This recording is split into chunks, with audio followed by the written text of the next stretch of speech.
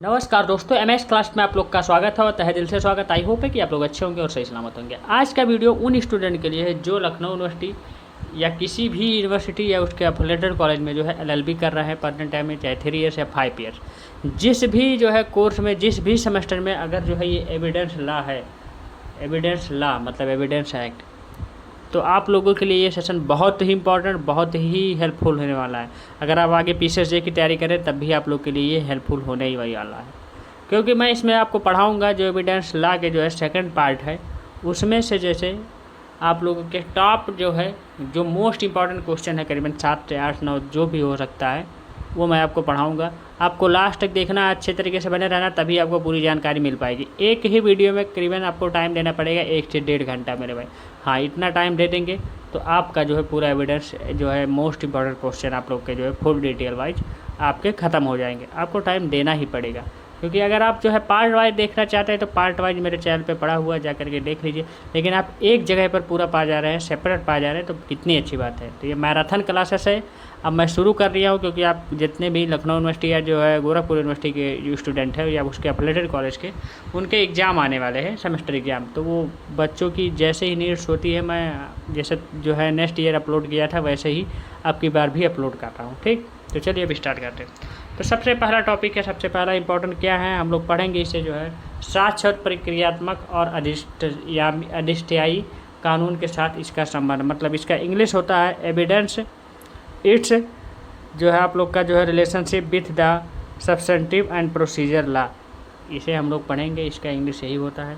जितने भी student English medium के हैं वो भी जो है साथ में समझेंगे, क्योंकि अगर एक बार समझ लें तो अपने आप अच्छे तरीके से, उन्हें तो और अच्छे तरीके से समझ में आना चाहिए। चलिए अब इसमें हम लोग पढ़ेंगे परिचय, साक्ष्य और प्रक्रियात्मक कानून। साक्ष्य और कानून थोड़ा बहुत तेज़ रहेगा, क्योंकि नहीं तो बहुत 2 ढाई 3 घंटे का जाएगा। कब 95% जो है 95 पेज का नोट्स है, तो आपको पता होगा। निष्कर्ष, ये चीज़ पढ़ेंगे। चलिए अब स्टार्ट। परिचय जान लीजिए क्या है ये। साक्ष्य क्या है? साक्ष्य शब्द का अर्थ जो है प्रमाण साक्ष्य है, कथित तथा तथ्य को साबित करने के लिए कानून की अदालत में एक महत्वपूर्ण भूमिका निभाता है। मतलब एविडेंस ऐसा जो है महत्वपूर्ण जो है भूमिका निभाता है कानून के क्षेत्र में, जो कि एक साक्ष्य जिसे हम लोग कहते हैं, बहुत ही महत्वपूर्ण भूमिका निभाता है ये। हालांकि पार्टी द्वारा सबूत के रूप में जो है माने जाने वाले सभी कथित तथ्य हमेशा कानून की नज़र में सबूत नहीं हो सकते। ये भी यहाँ ये भी कहा गया है कि ज़रूरी नहीं है कि हर एक एविडेंस जो कानून के नज़र में वो सत्य ही हो, वो तथ्य ही माना जाए, वो सही ही माना जाए। हो सके कोई गलत एविडेंस हो, तो इसीलिए वो उसका जो है जांचा करेगी, उसका जो है पूरी तरह न्यायालय जो है उसका निरीक्षण करेगी, तब जाकर के मानेगी कि हाँ ये एविडेंस जो रिलेवेंट है और ये एविडेंस रिलेवेंट नहीं है। विवाद के तहत किसी मुद्दे को साबित करने, अस्वीकार करने के लिए साक्ष्य का उपयोग किया जाता है। ये जान लीजिए आप लोग, मतलब एविडेंस का उपयोग किया जाता है जब कोई झगड़ा बवाल होता है, जो कोर्ट में प्रस्तुत करने के लिए। ऑक्सफोर्ड जो है लर्नर्स डिक्शनरी के अनुसार एविडेंस का मतलब उस जानकारी से है जो कोर्ट में किसी बात को साबित करने के लिए इस्तेमाल किए जाती है। इसलिए सबूत ठोस होना चाहिए मेरे भाई, इसलिए सबूत ठोस होना चाहिए।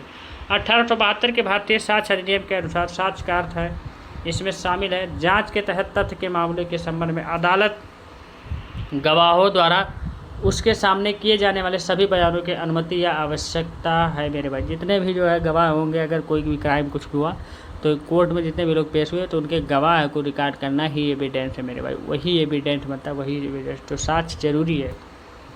ऐसे बयान को मौखिक साक्ष्य कहा जाता है। ऐसे जो बयान जो मौखिक, तो इसे मौखिक साक्ष्य कहा जाता है, मतलब बोल करके जो किया जाता है, इसके बाद उसको रिकॉर्ड किया जाता है। चौथा अगला पॉइंट है, न्यायालय के निरीक्षण के लिए प्रस्तुत इलेक्ट्रॉनिक रिकॉर्ड सहित दस्तावेज हो सकते हैं। इलेक्ट्रॉनिक रिकॉर्डर से भी हो सकता है, एविडेंस माना जाएगा। ऐसे अदालतों को दस्तावेजी साक्ष्य कहा जाता है। लेकिन साक्ष्य और सबूत का कानून पूरी तरह से अलग अवधारणाएँ है और किसी को भी जो है उनके बीच जो है भ्रमित नहीं होना चाहिए। ये जान लीजिए, सब दोनों अलग अलग है। देखिए स्टैनफोर्ड जो है इंसाइक्लोपीडिया ऑफ जो है फिलॉसफी में स्टीफन द्वारा जो है दी गई परिभाषा के अनुसार साक्ष्य का अर्थ है, और इसमें शामिल है मेरे भाई क्या है, पहला नंबर है सभी बयान जो अदालत अनुमति देती है या गवाहों द्वारा जो उसके सामने किए जाने की आवश्यकता होती है, ऐसे बयानों को मौखिक साक्ष्य कहा जाता है। दूसरा पॉइंट है, न्यायालय के निरीक्षण के लिए पेश किए गए जो है सभी दस्तावेज, ऐसे सभी दस्तावेजों को दस्तावेजी साक्ष्य कहा जाता है। अगला देखिए, अदालतों का उद्देश्य उपलब्ध सर्वोच्चतम सबूतों की मदद से सच्चाई का निर्धारण करना और न्याय की सेवा करना है। मतलब अदालत का मतलब ये है कि ठोस सबूत पाए, जो सच्चा एविडेंस हो, और जो है उस पर जो है सुनवाई करके जो है जो भी सच्चाई हो, जो भी सच्चा हो, उसे जो है न्याय दिलाना। अदालत का काम यही होता है। प्रक्रियात्मक के साथ साथ मूल कानून में साक्ष्य महत्वपूर्ण है। प्रक्रियात्मक कानून मामले से गुजरने की प्रक्रिया निर्धारित करता है, जबकि मूल कानून होता है ये नियंत्रित नहीं करता। ये नियंत्रित करता है कि मामले के तथ्यों को कैसे संभाला जाना चाहिए, ये नियंत्रित करता है। ठीक चाहिए। और अपराध के लिए आरोप निर्धारित करता है। एसटीआईपी कानून सभी अदालती कार्रवाई में अधिकारों को निर्धारित करता है, जो उसके राइट जो ड्यूटी होते हैं उसको उन्हें निर्धारित करता है। और साथ ही एक मौजूदा सामाजिक मानदंड के अनुसार एक व्यक्ति से कैसे व्यवहार करने की अपेक्षा की जाती है। इसलिए एक मामले को निर्धारित करने और न्याय देने के लिए प्रक्रियात्मक के साथ साथ मूल कानून मामले के जो है विभिन्न पहलुओं को निर्धारित करता है, जहां साक्ष्य सत्य को निर्धारित करने के लिए एक क्या होता है, इसमें होता है मेरे भाई एक साक्ष्य और प्रक्रियात्मक कानून क्या हो सकता है, इसको जानिए आप लोग। उसको तो समझ चुके हैं, उसमें कुछ समझने की बात नहीं है। जहाँ समझने का जो पॉइंट रहता है वहाँ मैं ऑलरेडी समझा देता हूँ। देखिए नेक्स्ट पॉइंट है, प्रक्रियात्मक कानून वह शाखा है जो मुकदमेबाजी की प्रक्रिया को नियंत्रित करती है। जो प्रक्रिया जो एविडेंस है, जितने भी एविडेंस स्टार्ट होते हैं, अगर एविडेंस ना रहे तो मुकदमा ही नहीं तैयार होगा भाई। जो सारे रहते हैं वो एविडेंस ही बन जाते हैं। आपके पास भी कई एविडेंस है। भारत में आपराधिक दीवानी कानूनों के परीक्षण की प्रक्रिया 3 स्तंभों द्वारा जो है शासित की गई। कौन कौन? भारतीय दंड संहिता 1960 IPC, दंड प्रक्रिया संहिता 1973 CRPC, नागरिक प्रक्रिया संहिता 1908 CPC। इन्हीं सभी लोगों पे जो है डिपेंड है। भारतीय साक्ष्य अधिनियम 1872। आइए, ये 4 एक्ट है, ये 4 कानून है जो कि बहुत इंपॉर्टेंट है। पूरा साक्ष्य इसी पे टिका हुआ है। देखिए, इसमें CRPC या CPC किसी भी परीक्षण भारत के संचालन के लिए एक विस्तृत प्रक्रियात्मक कानून है। इस प्रक्रिया में सबूतों का संग्रह, अभियुक्तों से पूछताछ आदि शामिल है। साक्ष्य के स्रोत निर्जीव वस्तुओं के विश्लेषण के लिए गवाहों के परीक्षण सहित कुछ भी हो सकते हैं। प्रक्रियात्मक कानून में जांच शामिल है, जहां साक्ष्य का आध्यात्मिक तत्व है। सबूत इलेक्ट्रॉनिक भी हो सकता है, ये भी जानिए कि कोई ज़रूरी नहीं कि हो सके इलेक्ट्रॉनिक ही जो है किसी का जो है करके इधर उधर करके जो है ले रख लिए हों। साक्ष्य को आमतौर पर मौखिक दस्तावेज और वास्तविक के रूप में वर्गीकृत किया जाता है। और मौखिक साक्ष्य गवाहों द्वारा अदालत में दिए गए बयान हो सकते हैं, ये भी जानिए। जो मौखिक साक्ष्य होगा वो अदालत में जो बयान देते हैं एकदम उसके बराबर वो माना जाएगा। न्यायालय के समक्ष निरीक्षण के लिए पेश किए गए दस्तावेजों को दस्तावेजी साक्ष्य माना जाता है।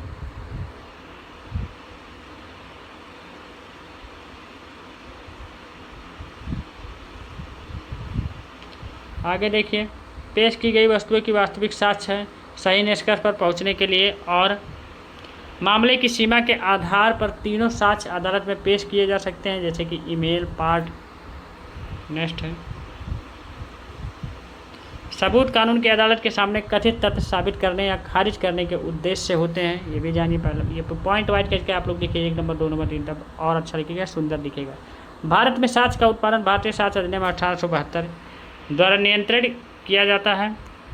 जो परीक्षण करने के लिए एक स्तंभ है, मौखिक साक्ष्य को भाग 3 धारा 60 में संदर्भित किया गया है, जबकि दस्तावेजी साक्ष्य को IEA की धारा 3 में संदर्भित किया गया है।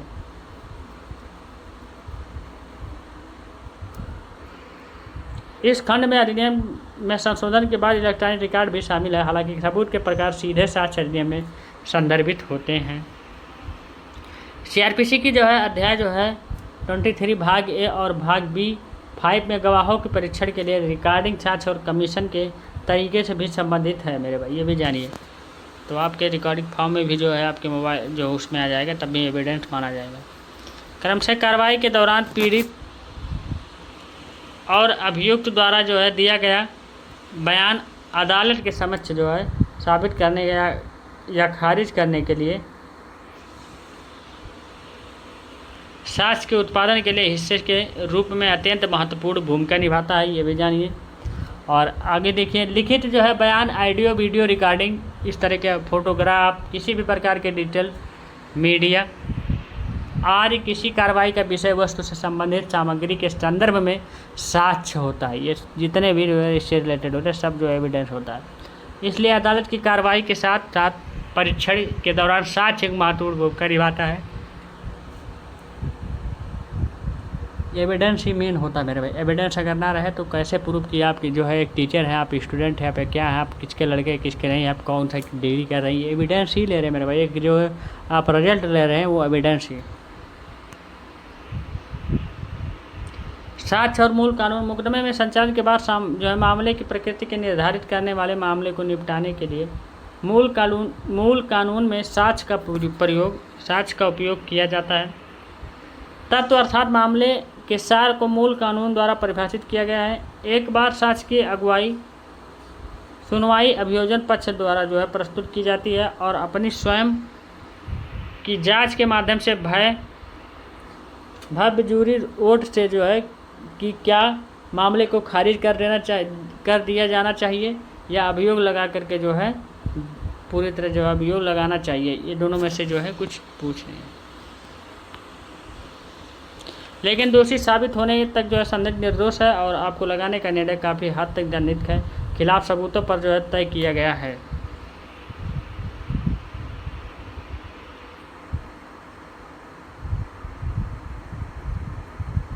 मान लीजिए किसी व्यक्ति पर किसी अपराध का आरोप लगाया गया है, एग्जाम्पल के तौर पे किसी निर्णय पर पहुंचने से पहले अदालत में ठोस सबूत की ज़रूरत होती है और एक अभियुक्त की जो है गिरफ्तारी आगे के साक्ष्य के लिए जांच से पहले के दौरान ही हो सकती है। ये भी जानिए, जैसे कि हत्या बलात्कार आदि के मामले में पुलिस आरोप लगाने से पहले कार्रवाई लोक अभियोजक ओपीपी से सलाह लेती है। ये भी जानिए, किससे? ओपीपी से। लेकिन अगर पर्याप्त सबूत नहीं है तो जांच लंबी तक चल सकती है। पीड़ित के विचारों को ध्यान में रखते हुए जांच के दौरान साक्ष्य जनहित कानूनी सिद्धांतों पर आरोप तय किए जाते हैं।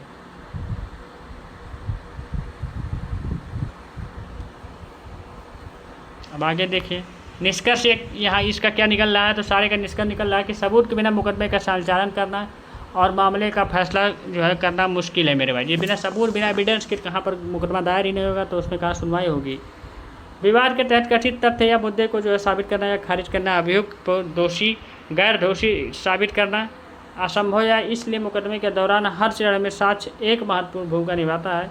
या कहे कि जो है मामले का फैसला करने में प्रतिक्रियात्मक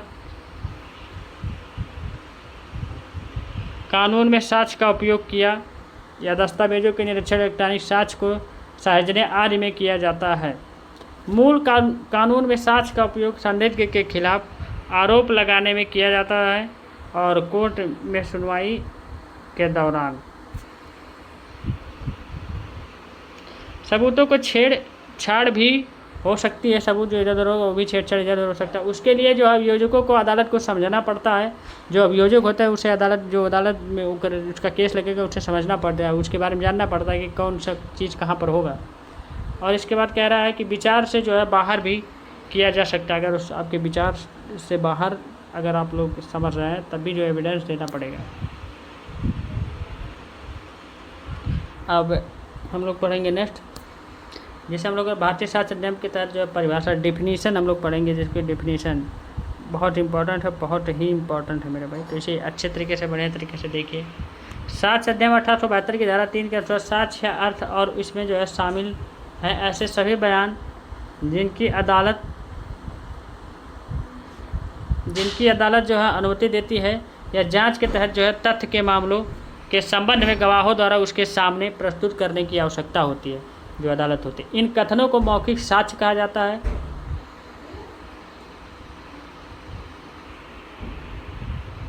हाँ, इन कथनों को क्या कहते हैं हम लोग, जो है मौखिक साक्ष्य कहा जाता है। मतलब मौखिक मतलब क्या, जैसे कि हम बोल करके कोई चीज़ एविडेंस दे रहे हैं, किसी रिकॉर्ड कर रहे हैं, ये सब सारी चीज़ें से मौखिक साक्ष्य कहते हैं। साक्ष्य के प्रकार जान लीजिए। भारतीय साक्ष्य अधिनियम में दी गई परिभाषा के अनुसार साक्ष्य के 2 प्रकार हो सकते हैं।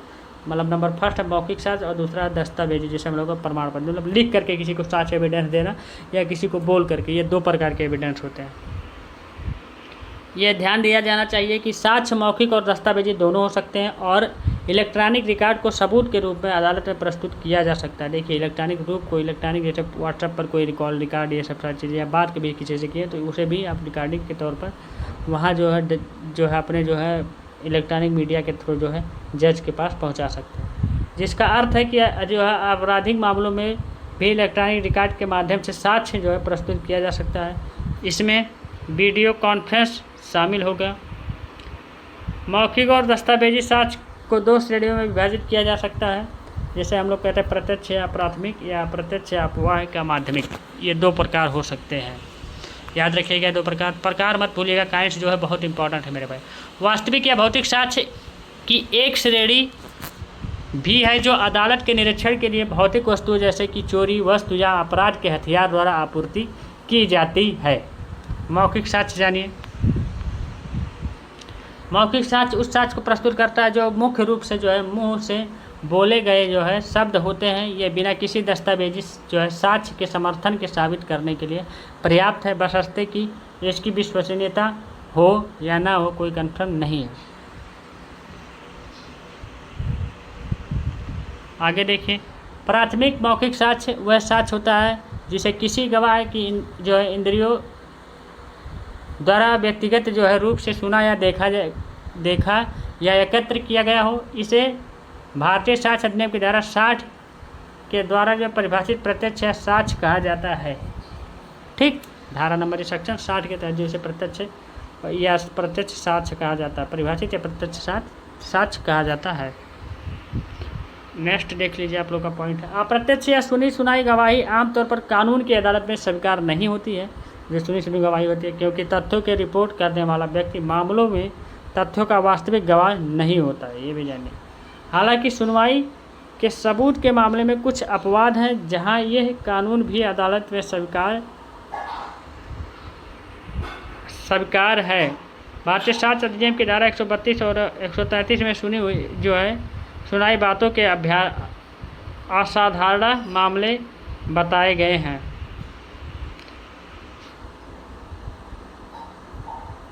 अब ये अगला पॉइंट दस्तावेजी प्रमाण। जिसमें दस्तावेजी साक्ष्य वह साक्ष्य है जो किसी सामग्री पर अक्षरों अंकों या चिन्हों के माध्यम से वर्णित या व्यक्त किए गए किसी भी मुद्दे का उल्लेख करता है या एक से अधिक तरीकों से जो मुद्दे को दर्ज करने के लिए जो उपयोग किया जा सकता है, ये भी हो सकता है दूसरा ग्राउंड। और इस तरह के साक्ष्य को अदालत में जो है विवादित तथ्य साबित करने के लिए जो दस्तावेज के रूप में पेश किया जाता है, ये चीज़ कहा गया। प्राथमिक दस्तावेज साक्ष्य में वह साक्ष्य जो है शामिल है होता है कौन कौन से, देखिए भारतीय साक्ष्य अधिनियम की धारा 62 में वर्णित मूल दस्तावेजों को दिखाता है, जबकि द्वितीय दस्तावेज साक्ष्य वह है साक्ष्य है जिसमें जो है दस्तावेजों की जो है प्रक्रिया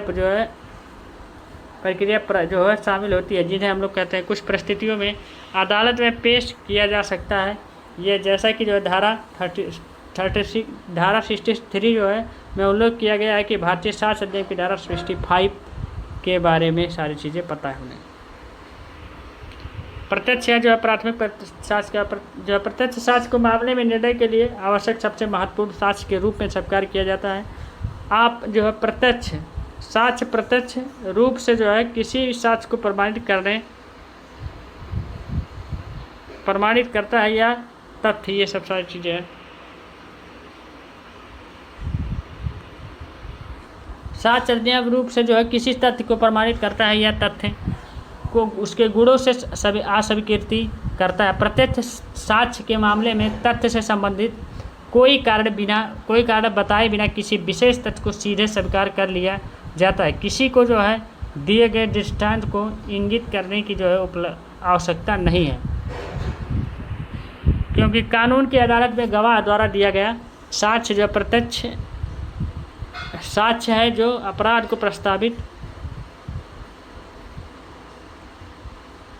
प्रस्तावित करने वाले तथ्य की जो है गवाही के खिलाफ मामले को साबित करने के लिए पर्याप्त में है।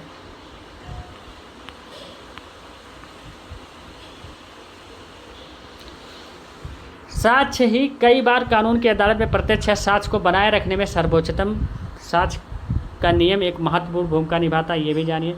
सर्वोच्चम साक्ष्य का नियम कानून का एक नियम है जिसमें केवल प्राथमिक साक्ष्य ही शामिल होता है। इसमें जो है कहा गया है कि यदि कोई दस्तावेज या रिकॉर्डिंग जैसे सबूत अदालत में पेश किए जाते हैं तो केवल मूल की स्वीकार होना जब तक कि अदालत में मूल का उपयोग न करने का कोई कारण ना हो।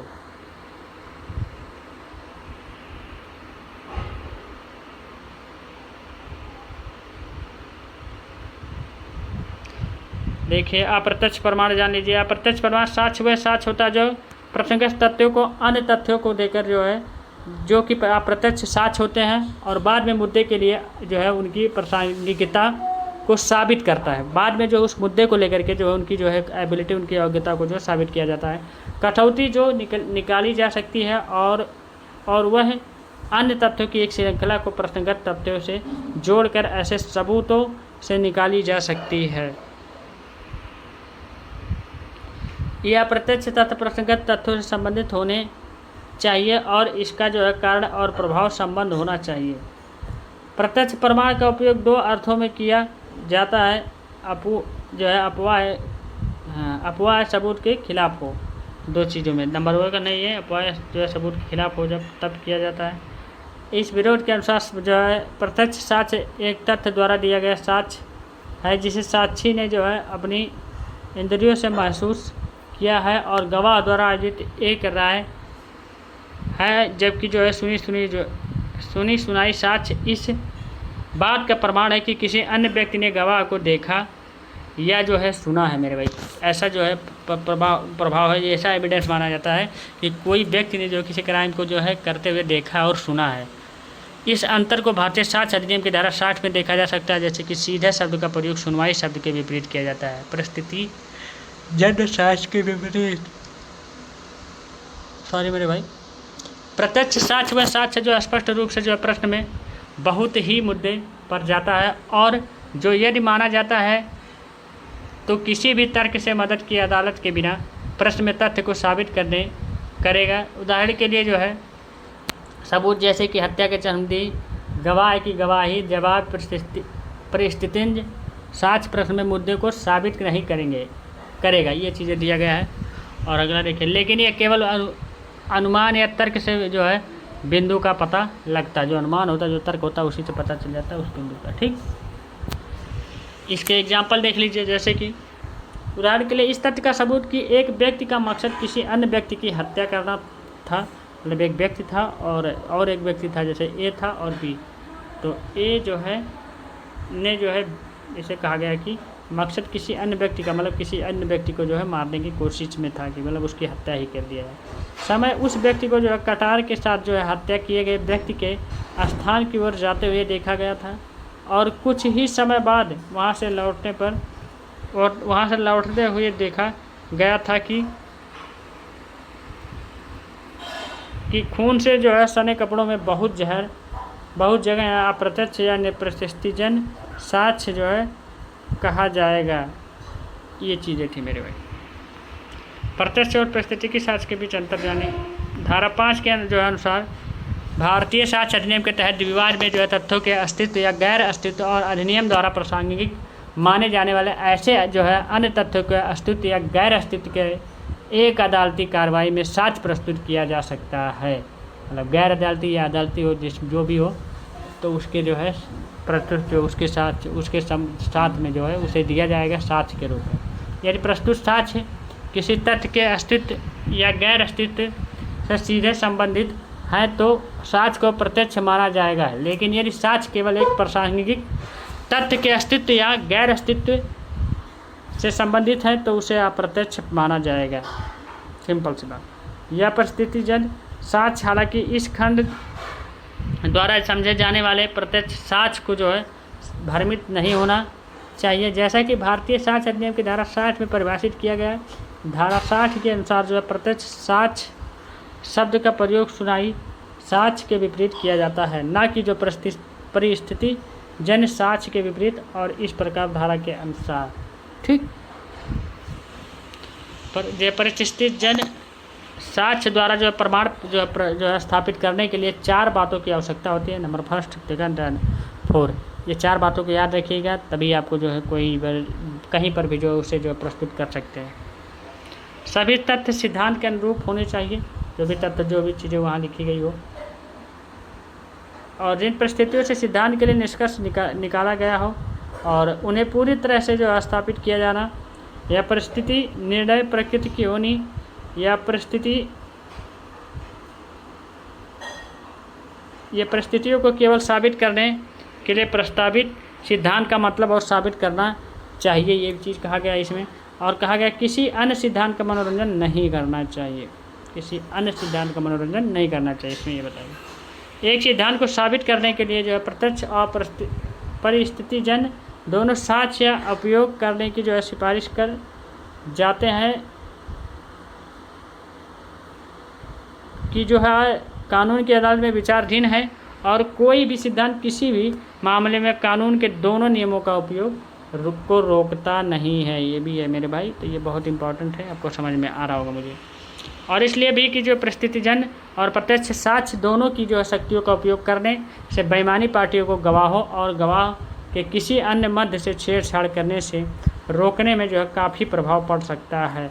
अगर उन्हें जानकारी होती तो जो है सबूतों को जो है तोड़ना मरोड़ना उनके लिए भी जो है संभव होता है।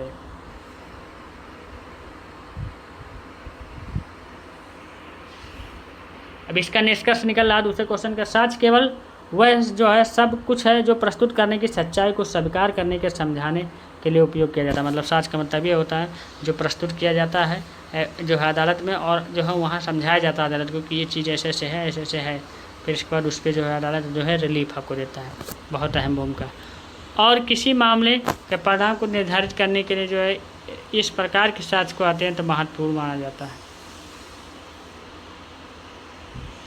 दीवानी मामला हो या फौजदारी मामला, साक्ष्य महत्वपूर्ण भूमिका निभाते हैं मेरे भाई। चाहे जो मामला चाहे क्रिमिनल हो चाहे जो है सिविल हो, दोनों में जो है साक्ष्य अगर एविडेंस ना रहे तो जान लीजिए कि वो मुकदमा ही नहीं दाखिल हो पाएगा, ना तो आप लड़ पाएंगे। बिना एविडेंस के कुछ नहीं होता है। इसके अलावा विभिन्न प्रकार के साक्ष्य जो उनकी प्रासंगिकता और स्वीकार्यता मानकों के संबंध में उल्लेखनीय है। सरल शब्दों में मामले में बिना किसी सबूत के मामले के परिणामों को निर्धारित करना असंभव होगा। बिना सबूत, भाई सबूत होना चाहिए, किसी को परिणाम किसी के मकान का, ये सब सारी चीज़ें कर रहे हैं। अब नेक्स्ट हम लोग पढ़ेंगे जिसे हम लोग कहते हैं जो है सिद्धार्थ। देखिए क्या है, उसी का हिस्सा बनने वाले तथ्यों का पर जो है प्रासंगिकतावादी। ठीक, तो इसे ध्यान से देखिएगा, अच्छे से देखिएगा, बढ़िया से देखिएगा, तभी आपको पूरी तरह समझ में आने वाला है, नहीं तो आप जो है नहीं समझ पाएंगे।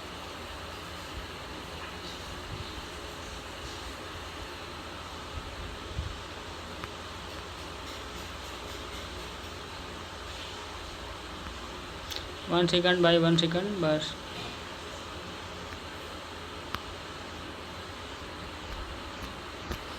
हम लोग 2 क्वेश्चन को ख़त्म कर चुके हैं, ऐसे ही अब आगे देखिए, आगे क्वेश्चन अब ख़त्म होने वाला है मेरे भाई। तो लास्ट तक बने रहेगा, बोरिंग लगेगा तो थोड़ा बहुत पानी वानी पी लीजिएगा, फिर इसके बाद यूज़ करके जो बाद में देखिएगा, लाइव नहीं चल रहा है। आगे देखिए इसके रेस्ट, जिसे हम लोग कहते हैं रेस्ट गेस्ट के जो है एक लैटिन शब्द है जिसका मोटे और अनुवाद किया जा सकता है हैंडिक जो है करने, हैंडी करने के काम किया गया, लेकिन वास्तव में मूल रूप रोमानों द्वारा उपयोग किया जाता है जिसका अर्थ है कृत्य या कार्य, जिसका अर्थ होता है कृत्य या कार्य। संकल्पना इसी से निकली है मेरे भाई। विश्वास है कि कुछ कार्य का जो है कथन जो अन्यथा अप्रासंगिक हो सकते हैं और नादपाद करने योग्य हो सकता है, तो उसी स्थिति के कारण साक्ष्य के रूप में स्वीकार किया गया जिसमें वो प्रतिबद्ध या पूर्ण ढोबाल अर्थ जो है इसका अर्थ भी हो सकता है। बोले गए शब्दों सहित जो है की गई चीज़ें एक ही लेन देन का हिस्सा बनती हैं। अब न्यायालय के समक्ष आने वाले सभी मामलों में ऐसे प्रत्येक मामले और प्रत्येक के बीच में एक जो है तथ्य की कहानी, फैक्ट स्टोरी में कई एक्ट लोप और जो है स्टेटमेंट होते हैं। ये चीज़ इसमें कहा गया। इसमें जो है आपके जो चरित्र हुआ, हरकत, एक गुणवत्ता का खुलासा होता है। इसके बाद इसमें साबित भी किया जा सकता है। ये सब सारी चीज़ें इसमें लिखा गया, कुछ ज़्यादा पढ़ने की इसमें ज़रूरत नहीं मेरे। इसमें लेन देन और प्रासंगिक होना चाहिए। इसमें धारा जो है देखिए अनुमति दी जाती है। धारा 6 में कहा गया है कि तथ्य भले ही विवाद में ना हो, लेकिन अगर इतने जुड़े हुए हैं तो इसका हिस्सा बनने के लिए जो है एक ही लेन देन के प्रासंगिकी हैं, चाहे वो एक समय और एक स्थान पर हो या अलग अलग हो, जो है वो बहुत बार और स्थान हो मेरे भाई। मतलब ये है कि चाहे वो समय एक समय हो, चाहे वो स्थान हो, चाहे अलग समय हो, चाहे वो स्थान हो, ये सब सारी चीज़ें का अनिवार्य जानिए। तो अनिवार्य क्यों था ये? हो सकता है कि घटना एक स्थान पर ना हुई हो। दूसरा पॉइंट है समय के अंतराल बहुत कम या जो है समसामयिक होना, ताकि जो है फैब्रिक के समय में जो है होशी खाया और कहानी लिखना, ये सब सारी चीज़ें होना चाहिए। और नेक्स्ट पॉइंट है साक्षी का कार्य उसी समय और उसी स्थान पर होना चाहिए जहाँ जो है वो फेंक दिया गया था। अगला, मरते समय पीड़ित द्वारा दिए गए इशारे भी हो सकते हैं। आज के रेखांकन है ये आपको जो है इसमें केस है, अगर व्यक्ति जहर खाकर मर रहा हो और मरने से पहले वह आरोपी का नाम बताता है, या इशारों में भी जो है मरने के दौरान पीड़ित द्वारा किया गया जो है रेस्ट गेस्टर के रूप में अर्हता प्राप्त की अब्दुल्ला मानी जाती है। ये देखिए अब्दुल्ला आपका क्यून भी अब्दुल्ला का एक केस था जो कि 1885 में आया था।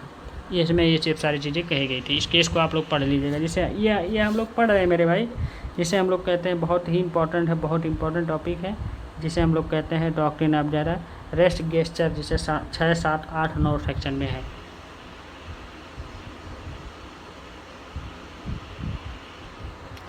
दायरा और की जो है परिधिकी धारा 6 भारतीय जो है 7 सेक्टर के अनुसार दिया गया। इसमें जो कहा गया है धारा 6 में कानून जो है सत्रहित सिद्धांत को आमतौर पर रे के रूप में संदर्भित किया जाता है, और इसमें जो है यस गेस्टर सिद्धांत तथ्य जो है री गेस्टर के भाग के रूप में साबित किया जा सकता है कि प्रश्न में उन तथ्यों के अलावा जो है अन्य तथ्य होनी चाहिए, लेकिन ली होने या जो है हाँ मेरे भाई उन्हें जो है अल हुसैनी सुनाई साक्ष्य जो है स्वीकार नहीं है। यह कानून अदालत में स्वीकार हो सकता है, जबकि जो है मैट्रेस और जो गेस्टर और विश्वसनीय सबूत हो सकता है। ये पूरी तरह जो है एक ठोस एक अच्छा सबूत हो सकता है। इसमें कुछ पढ़ने की बात नहीं है, ये आगे देखिए। इतना ही जान लीजिए, उतना एक लाइन लिख लेंगे तभी आप लोग को नंबर अच्छा मिल जाएगा। री गेस्टर में ऐसे तथ्य होते हैं जो एक लेन देन का हिस्सा होते हैं। यह जो है सुधाराई जांच के लिए उपयुक्त लेन देन क्या होता है, कब शुरू होता है और कब खत्म होता है। यदि कोई तथ्य मुख से नहीं जुड़ता है तो लेन देन एक जो है रेस्ट गेस्टर नहीं है और इसलिए अस्वीकार है मेरे भाई। देखिए रेस्ट गेस्टर का सिद्धांत उस नियम के अपवादों में से एक है जो कि सुनवाई करता है कि हेडिक कोई नहीं है और प्रमाण सुनी सुनाई गवाही एक ऐसे व्यक्ति द्वारा दिया गया बयान है जिसने जो है खुद गवाह नहीं बनाया। इसके बारे में बताएं। एक लेन देन हो रहा है लेकिन केवल दूसरों को इसके बारे में जो है सुना है, और यह कानून का सामान्य नियम है। रुपये न्यायालय के समक्ष साक्ष्यग्राही नहीं है। धारा 6 के अनुसार ये सब सारी चीज़ें हैं। सेक्शन 6 सामान्य नियम अपवाद है, जहाँ के तहत अपवाद साक्ष्य स्वीकार को हो जाता है, लेकिन इस तरह के अपवाद के साक्ष्य को धारा के दायरे में लाने के उद्देश्य से 6 क्या आवश्यक है। टीटे होना स्थापित यह वह है कि यह कृत्य और टी के साथ जो है लगभग जो है समकालीन होना चाहिए। इसके बारे में की गई है। नहीं होनी चाहिए निर्माण की अनुमति दी। उदाहरण के लिए जैसे एक घायल व्यक्ति जो है पूरी तरह रोना, या जो है गवाह एक हत्या होते देखने के लिए रोना, या गोली चलने की आवाज़, या जिस व्यक्ति पर हमला किया जा रहा है वह मदद के लिए चिल्ला रहा है, या मरने वाले व्यक्ति द्वारा जो किए गए इशारों के बारे में, इसके बारे में बताया गया। तो 4 से 6 पॉइंटें हैं, इसको नोट डाउन कर लीजिए, बहुत इंपॉर्टेंट है मेरे में। देखिए बी परिभाषित आप लोग का जो दिया गया है, इसमें आपको कुछ नहीं पढ़ना, ये छोड़िए आप।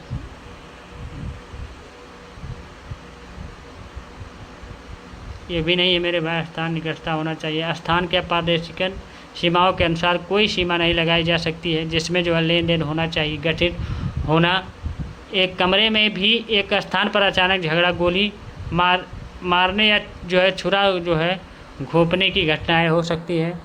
आपको पता रुटी अरमेई दूसरी ओर जो है जैसे एक विद्रोह या अन्य आंदोलन एक देश की चौड़ाई या एक जो है चौड़ाई को कवर कर सकता है। ये महाद्वीप के बारे में ये सब सारी चीज़ें कहा गई है।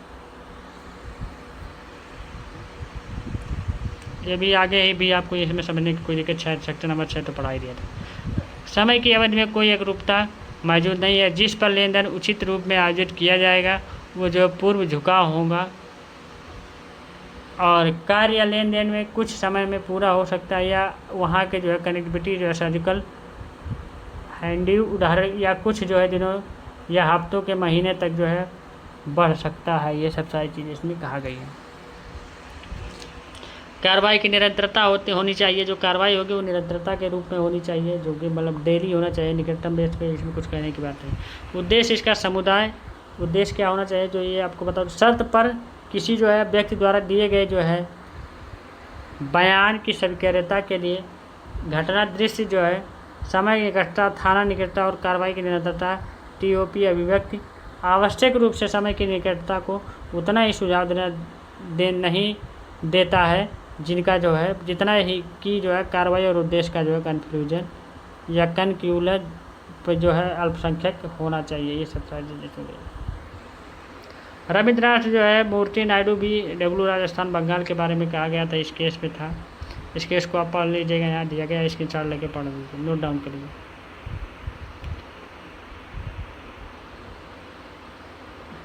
आगे देखो, सबकारिता या अनुसूचित जनजाति मंदिर के बारे में बताया गया। इसमें जो है इसमें पहला पॉइंट है, कुछ कई पॉइंट है। बयान को किसी तरह से घटना की व्याख्या या व्याख्या वर्णन करना या चाहिए।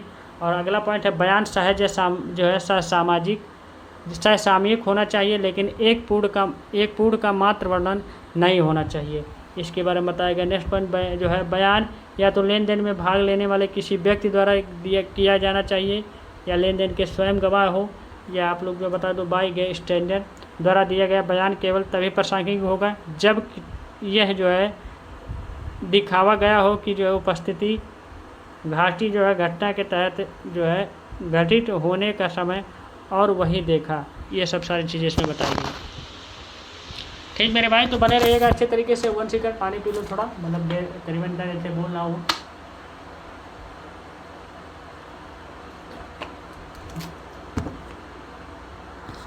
बने रहिएगा मेरे साथ। थोड़ा बोरिंग लग रहा होगा, कोई बात नहीं है। छोटका की राज के इस केसेस में बताया गया कि आरोपी पर जो है भूताई नामक व्यक्ति को चाकू मारकर हत्या करने का प्रयास किया गया था।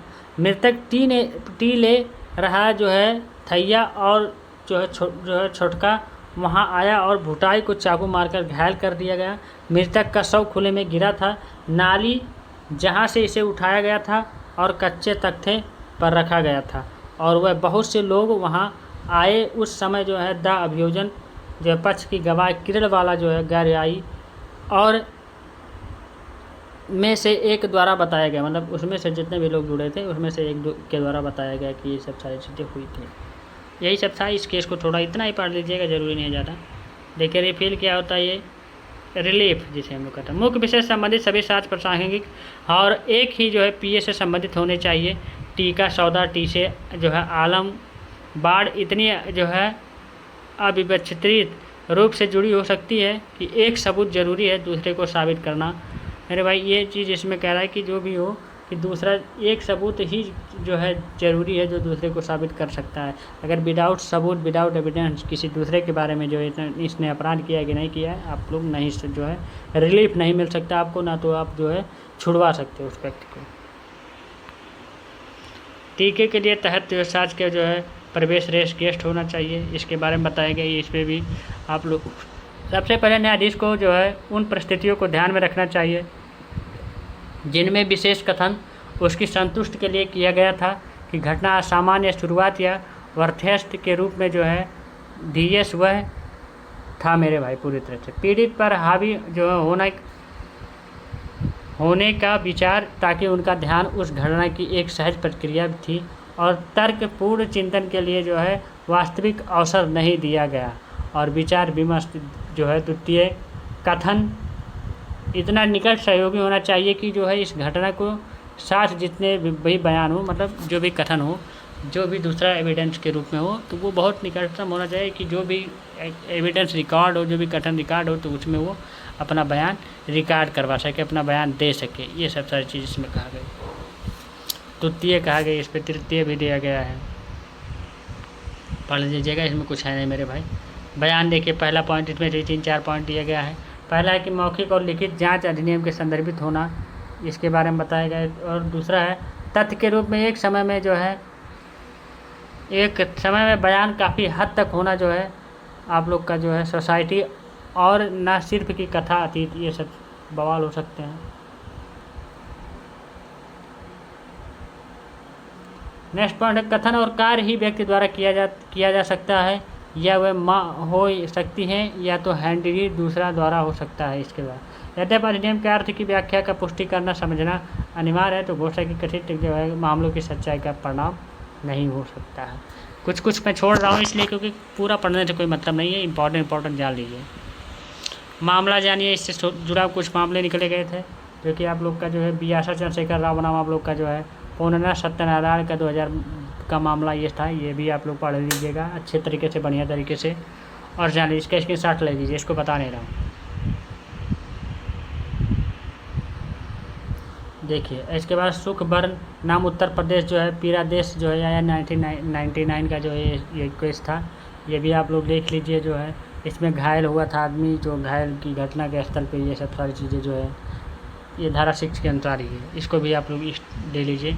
इसके बाद सावल जो है ताश PS बिहार आप लोग का जो है या यार जो 1974 का ये केस है, बहुत इंपॉर्टेंट है ये भी, इसको भी आप लोग पढ़ लीजिएगा थोड़ा बहुत, नहीं तो स्क्रीनशॉट ले लीजिए।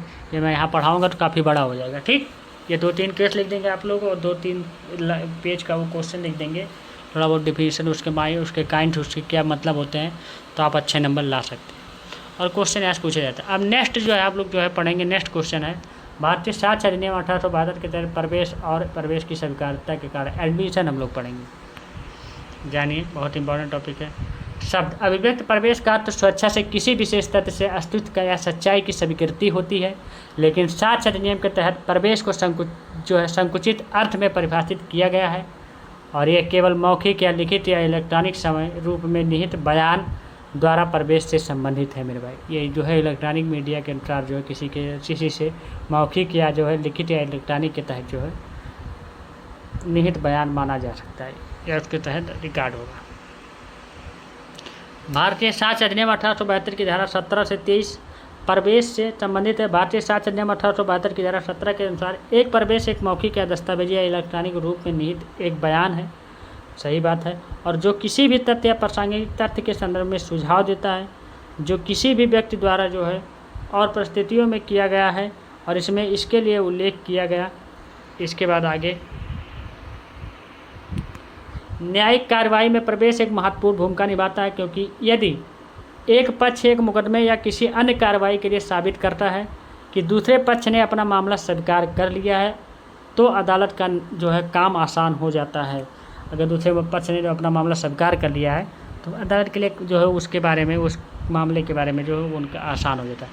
प्रवेश की परिभाषा जो है 3 भागों में बांटा गया है। ये मौखिक या दस्तावेजी हो सकता है। ये प्रवेश जो प्रासंगिक होगा, ये एक अधिनियम निर्देशित व्यक्ति द्वारा किया गया जो है, जो कि धारा 18 में पाई जानी है। और तीसरा पॉइंट है प्रवेश अधिनियम के में उल्लेखित परिस्थितियों में से प्रासंगिक ऐसी परिस्थितियों का उल्लेख धारा 18 से 30 में किया गया। ये 3 तरीके का इस पर डेफिनेशन के बारे में। भारतीय साक्ष्य अधिनियम के अनुसार जो परिभाषा देखिए, भारतीय साक्ष्य अधिनियम 1872 की धारा 17 के तहत दी गई परिभाषा के बारे में बताया गया कि स्वीकृति एक बयान है कि मुद्दे, शायद ये मैं पढ़ा दिया क्या, नहीं मेरे भाई ये नहीं पढ़ा था। स्वीकृति का एक बयान और मुद्दे में किसी तथ्य के अस्तित्व या मुद्दे से संबंधित तथ्य के रूप में अनुमान का सुझाव देता है। यदि उदाहरण के लिए किसी व्यक्ति पर जो है ऋण की वसूली के लिए मुकदमा चलाया जाता है और उसकी खाता बही में ऋण के तथ्य को दर्ज करते हुए जो है प्रविष्ट होती है, इसके बारे में कहा गया है कि किसी के जो खिलाफ मुकदमा अगर चला रहे तो उसके खाते से जो है अकाउंट को लिंक करवाइए और उसके हिसाब से उसका ऋण जो है वो भरेगा। तो यह उसकी जो है देयता के हिस्से का एक प्रवेश है, या यदि वह उस प्रभाव के लिए कोई बयान देता है, वह पैसे का भुगतान करता है, तो देयता के प्रत्यक्ष स्वीकार होने का प्रवेश भी होगा। ये ऋण के जो है तथ्य के किसी भी और प्रमाण की आवश्यकता को समाप्त कर देगा। मतलब जो ऋण की तरह होते जो उधार लिए हैं, ये उसकी और प्रमाण को जो है ये जो नुकसान पहुंचा जाता है, इसे समाप्त कर देगा। प्रवेश 3 प्रकार का होता है: औपचारिक या न्यायिक प्रवेश, या अनौपचारिक और आकस्मिक प्रवेश, या आचरण द्वारा प्रवेश।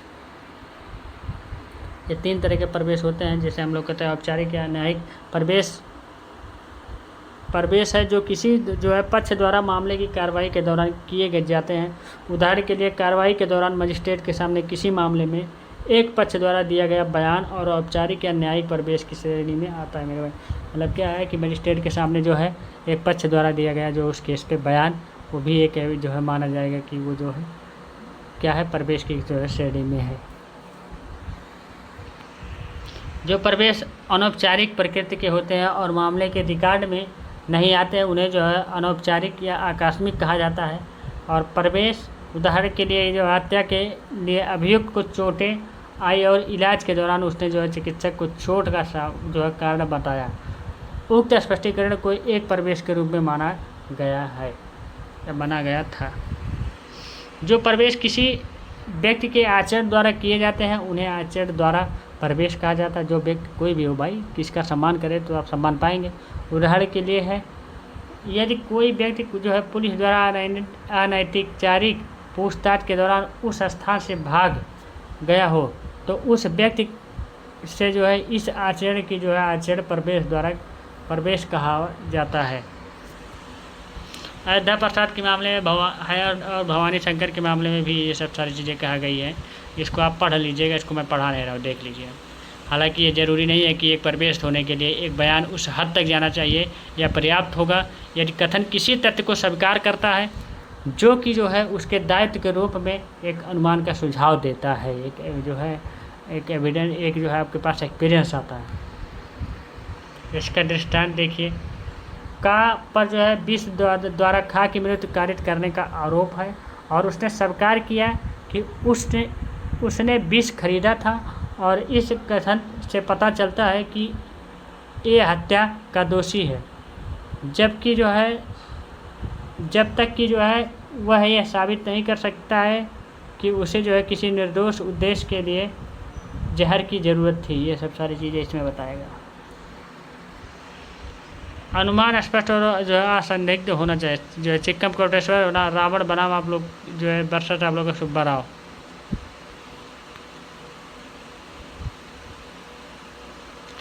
ये आप लोग जानिए। इसके बाद आपका मद्रास उच्च न्यायालय ने एक मामले में कहा कि प्रवेश केवल अनुमान की सुझाते हैं और न्यायालय को बयान के अंदर से जो है जांच करनी चाहिए और उसके बयान के लिए एक पार्टी को रखने से पहले यह देखना चाहिए कि बयान स्पष्ट और व्यापक है कि पूरे हाक जाना चाहिए, जैसा कि जो है इस मुद्दे पर था मेरे भाई। ठीक, उदाहरण के लिए भी आप लोग एग्जाम्पल देख लीजिएगा। प्रवेश जो है स्वीकारता के कारण भी लिख लीजिएगा आप लोग। जो है ऐसे कार्ड इसमें होते हैं सबूत की छूट के रूप में प्रवेश, ये पहला कारण हो सकता है जो कि आपको धारा 58 के बारे में बताया गया इसमें। फिर आगे देखिए, यह खंड इस प्रभाव को केवल परीक्षण के समय या याचिका के हिस्से के रूप में या अधिक मुकदमे के संदर्भ में किए गए औपचारिक प्रवेश तक की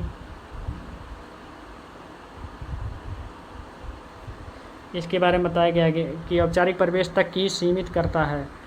यह खंड विशेष रूप से केवल वह स्वीकारोक्ति पर लागू होता है जो निशान की दृष्टि से स्वेच्छा से किए गए थे और उन लोगों के लिए नहीं जिन्हें साक्ष्य के रूप में इस्तेमाल किया गया था मेरे भाई। उन लोगों के रूप में नहीं लागू होगा जिसे साक्ष्य के रूप में जो है इस्तेमाल किया गया था। ये चीज़ इसमें बाद में आमतौर पर मुकदमेबाजी पर विचार करने से पहले किए गए आकस्मिक बयान शामिल होते हैं जो प्रकृति के निर्णायक नहीं होते। ये सिंपल समझ। धारा 58 के बारे में बताया गया कि अपने सिद्धांत में एक प्रावधान भी प्रदान करता है, अदालत विवेक से जो है पार्टी या एजेंट द्वारा अदालत के समक्ष जो है स्वीकार किए गए तथ्य को जो है साबित करने की आवश्यकता कर सकती है। यह अदालत के विवेक पर जो है अदालत को पार्टी को साबित करने की आवश्यकता है या नहीं, उसका जो है दाखिला या नहीं। इस प्रकार जो है अदालत पूर्ण या आंशिक रूप से जो है प्रवेश का जो है अस्वीकार कर सकते हैं, प्रवेश को जो है अस्वीकार कर सकते हैं। अतिरिक्त सबूत की आवश्यकता हो सकती है, ये भी जानिए।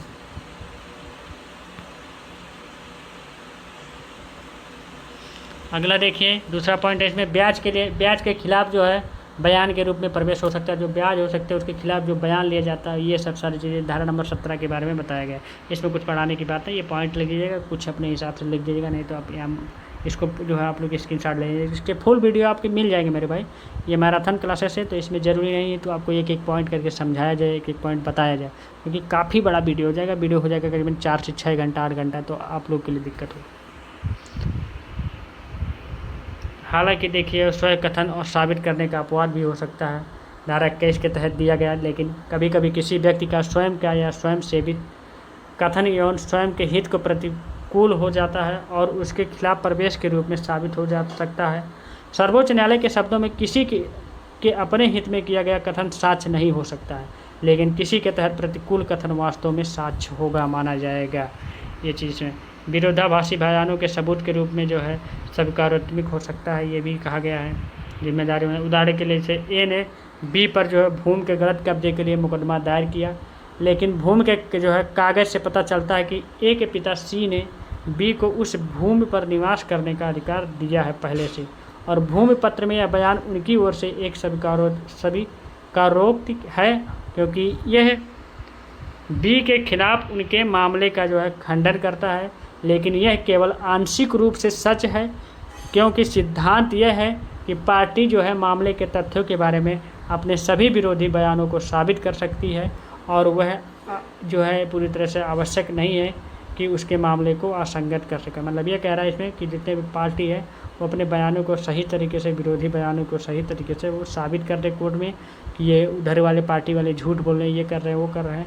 तो इसके बाद आवश्यक नहीं है कि ज़रूरी नहीं है कि उसके मामले में असंगत हो सके उसके मामले में भी सच्चाई हो। ठीक, सच्चाई के जो है साक्ष्य के रूप में स्वीकारोत्मिक, इसके बारे में बताया गया सच्चाई के लिए जो है। ये भी चौथा पॉइंट है अगला। तो इसमें आप दो स्टेटल वर्ष आप लोग का जो देखिए, ये केस है, ये केस लिख लीजिएगा आप लोग को दे दीजिए। 40 वर्ष तो आप लोग का जो है पोकर लिए साक्ष्य अधिनियम के नियम धारा 32 के प्रासंगिक तथ्य के बयान से संबंधित है, जो या तो लिखित रूप में हो सकता है और या किसी द्वारा मौखिक रूप में भी कहा जा सकता है। जिसके द्वारा देखिए, जो मर चुका हो, जो नहीं मिल सकता हो, और जो साक्ष्य देने में असमर्थ हो, जिनकी हाजिरी किसी देरी या जो है खर्च के प्राप्त नहीं की जा सकती है, और इस परिस्थिति में अदालत के रूप में अनुचित प्रतीत होना है। ये चीज़ इसमें कहा गया है। इस लेख में हमने एक मृत बयान के पर भी चर्चा की है। अब आगे हम लोग पढ़ेंगे मेरे भाई, तो आपको बता दिया, ये चीज़ आपको समझ में आ गई होगी। तो आप लोग थोड़ा और बने रहिएगा, थोड़ा हिम्मत रखिए और थोड़ा बहुत मन कहे पानी पीते रहिए बीच में, क्योंकि ज़रूरी नहीं लगातार पढ़ना, और हमें भी प्यास लगती है, आपको भी लगती है। अब हम लोग नेक्स्ट पढ़ेंगे जिसे हम लोग कहते हैं मृत्यु की घोषणा, जो है अधिनियम के तहत मृत्यु घोषणा, मृत्यु जो है घोषणा के बारे में पढ़ेंगे।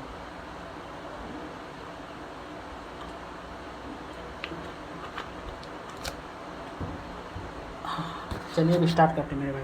और इसे हम लोग इंग्लिश में कहते हैं, आपको पता होगा, मैंने पहले ही बताया है, अगर आप लोग पढ़ेंगे, जिसे लोग कहते हैं हम लोग डाइंग डिक्लेरेशन।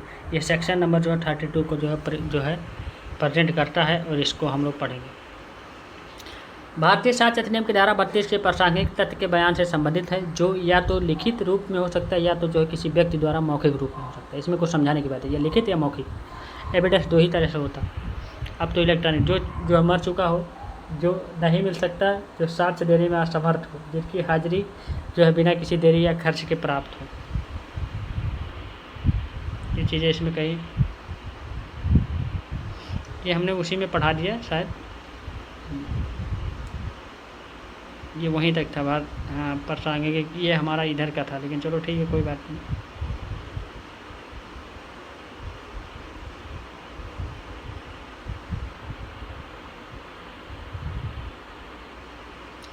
ये चीज़ आपको पता चल चुका है। आगे देखिए, मृतकालिक घोषणा का अर्थ क्या हो सकता है। सुधारक और अन्य बनाम महाराष्ट्र राज्य के बारे में मृतकालिक घोषणा को इस प्रकार के परिभाषित किया गया था, जानिए।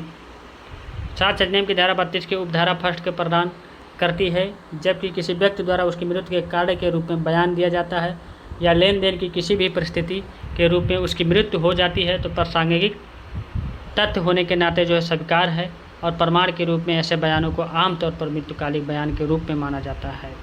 राम बिहारी यादव बनाम आप लोग का बिहार राज्य के मामले में कहा गया था कि न्यायमूर्ति सैयद कादरी ने मरने से पहले दिए गए बयान की व्याख्या इस प्रकार की गई थी कि मृत व्यक्ति द्वारा उसकी मृत्यु के जो है मृत्यु के कारण के रूप में या लेन देन की किसी भी परिस्थिति के रूप में मृत्युकालिक घोषणा जिसके परिणाम स्वरूप उसकी मृत्यु हुई है या नहीं हुई, जिन मामलों में उनकी मृत्यु का कारण प्रश्नगत होता है वह भारतीय साक्ष्य अधिनियम की धारा 32 के तहत प्रासंगिक और साक्ष्य में भी स्वीकार है। यह ध्यान दिया जाना चाहिए कि मरने वाला बयान अप्रत्यक्ष साक्ष्य है, इसलिए सुनवाई के साक्ष्य की स्वीकार्यता के खिलाफ नियम का अपवाद भी होता है। देखिए हर एक जगह एक्सेप्शन रहता ही है, तो ये चीज़ ध्यान में रखिएगा। संबंधित देखिए साक्ष्य अधिनियम के तहत अपवाद साक्ष्य क्या है। मरने की घोषणा के तथ्य हो सकते हैं। मरने से पहले दिए गए बयान के तथ्यों को भारतीय साक्ष्य अधिनियम की धारा 32 क्लॉज फर्स्ट के तहत जो है दर्शाया गया है। भारतीय साक्ष्य अधिनियम की धारा 32 फर्स्ट के अनुसार मृत्युकालिक कथन एक कथन है। इसमें हम लोग कहते हैं देखिए लिखित या मौखिक हो सकता है या प्रासंगिक तथ्यों की हो सकती है या मृत व्यक्ति द्वारा बनाया गया। इस तरह का बयान तब प्रासंगिक होता है जब व्यक्ति द्वारा निम्नलिखित के रूप में बयान दिया जाता है, जैसे कि उनकी मृत्यु के कारण या लेन देन की कोई भी परिस्थिति जिसके परिणाम स्वरूप जो है उसकी मृत्यु हुई है, ऐसे बयान प्रासंगिक हैं। जिस व्यक्ति ने उन्हें बनाया था कि वह उस समय था या नहीं था जब उन्हें मृत्यु की प्रत्याशा में बनाया गया था। कार्रवाई पर जो है प्रकृति चाहे जो भी हो जिसमें मृत्यु का कारण जो है प्रश्नगत होना चाहिए। अंग्रेजी कानून के तहत मौत की घोषणा जानिए।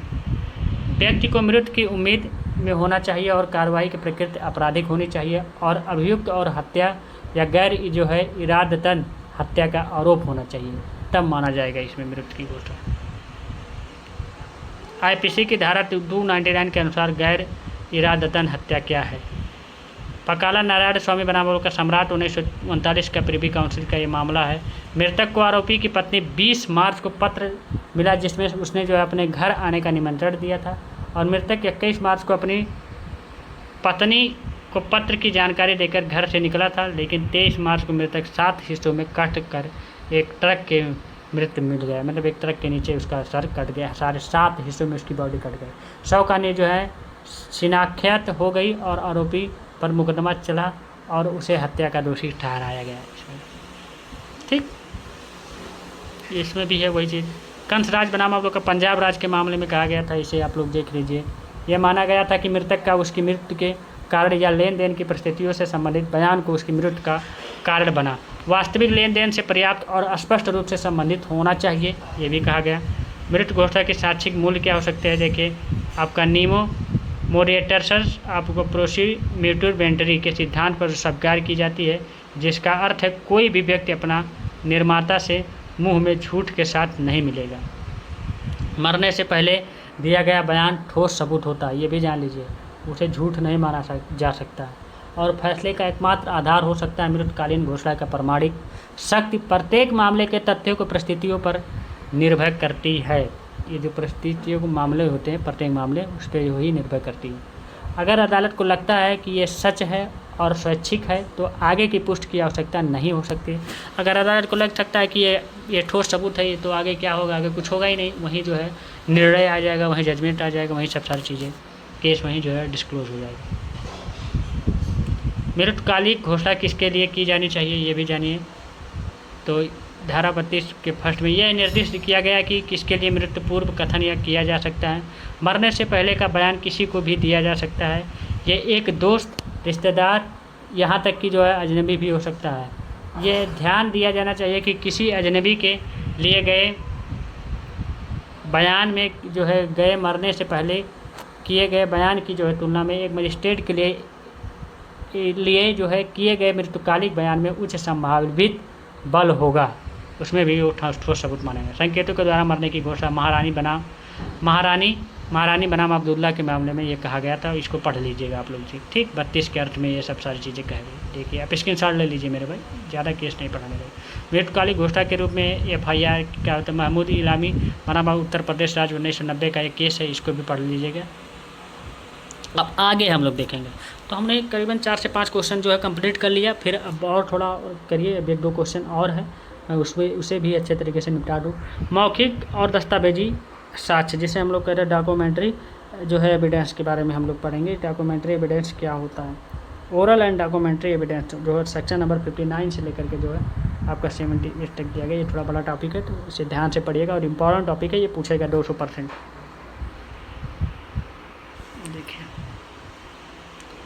देखिए अपने मूल अर्थ में शब्द साक्ष्य की स्पष्टता के स्थिति को जो है दर्शाता है और जिस सरलता या प्रत्यक्षा के रूप में भी जाना जाता है। हालांकि यह उन वस्तुओं पर लागू भी होता है जो बार बार प्रमाण प्रस्तुत करते हैं या उत्पन्न करते हैं। अदालत में गवाहों के शब्द और कार्य अंग्रेजी कानून के तहत सबूत बनते हैं।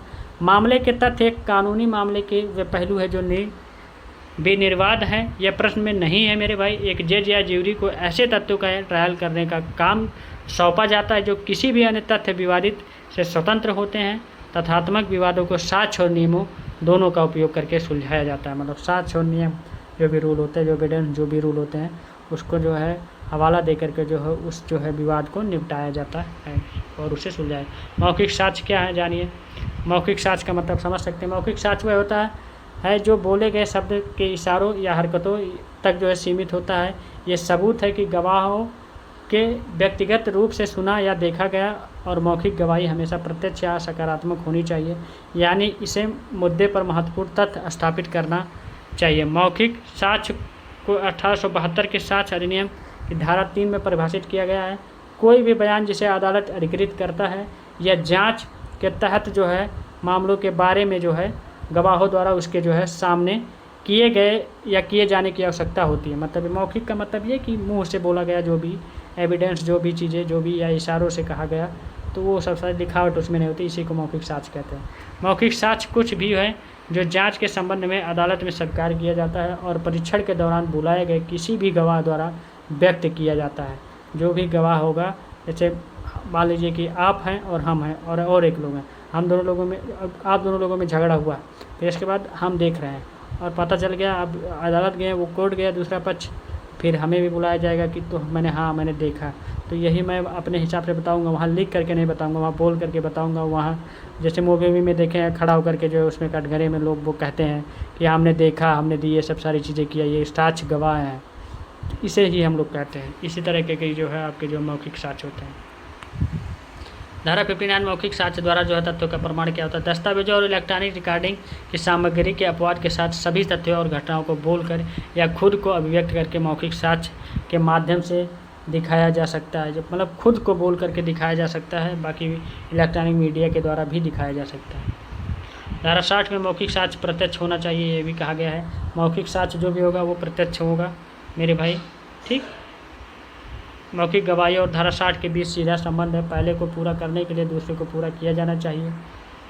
इसके बाद धारा 16 का मूल सिद्धांत यह है कि कोई भी साक्ष्य जिस पर विचार किया जाए वह प्रत्यक्ष होना चाहिए। जिस पर विचार, कोई भी साक्ष्य हो उस पर, जिस पर भी विचार किया जाए, जिस पर भी सुनवाई होगी, वो परफेक्ट होना चाहिए, मतलब वो प्रत्यक्ष होना चाहिए।